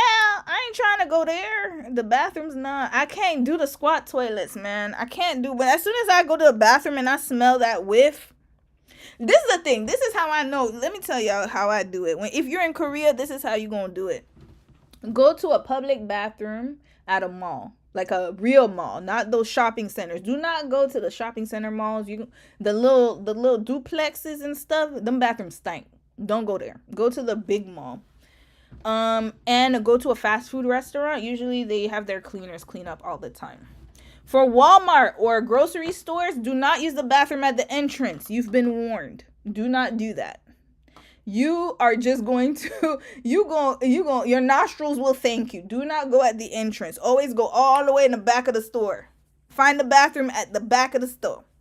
Because people don't usually use those bathrooms. They're too lazy to walk. Do not use any bathrooms at the front entrance anywhere. Always go all the way to the other side of the back. Those are the best bathrooms, guys. There's a science to it. And I don't use, as soon as I walk, especially in Korea, because the pipes are not that good. So you could smell the dookie on the street sometimes, especially in Seoul. There's some neighborhoods you catch a whiff. You're going to be like this. So you got to be careful, y'all. You got to be careful. Oh, okay, Iris, I'm done with bathrooms. Thank you, sis. Thank you, Tyra. I got my locks done. All right, we're going to get off the bathroom topic. I'm about to head out. Did his parents give you a lot of money for down payment? No, it seemed the standard for the boys. No down payment. They only gave us money for our wedding. His parents are working class and so are mine. And also, we're very independent, so we don't want our parents to buy our house. Because then whoever buys the house pulls the purse strings. And we don't want that. So we just decided we're going to buy our own house ourselves. And then his parents did help us pay for the wedding. And my parents contributed a bit. But his parents contributed a majority of our wedding expenses. Yoido didn't seem that bad. No, Yoido's nice area. Yoido's really nice. You'll love it. Yoido's nice. Yoido's a good area. It's when you go to Seoul, if you go to the old neighborhoods, like if you go to Hongdae area, the Hongik, that little university area, bathrooms are, if you could find a bathroom, because in those restaurants, because they're so old, right? So it's hard to find a bathroom in those restaurants.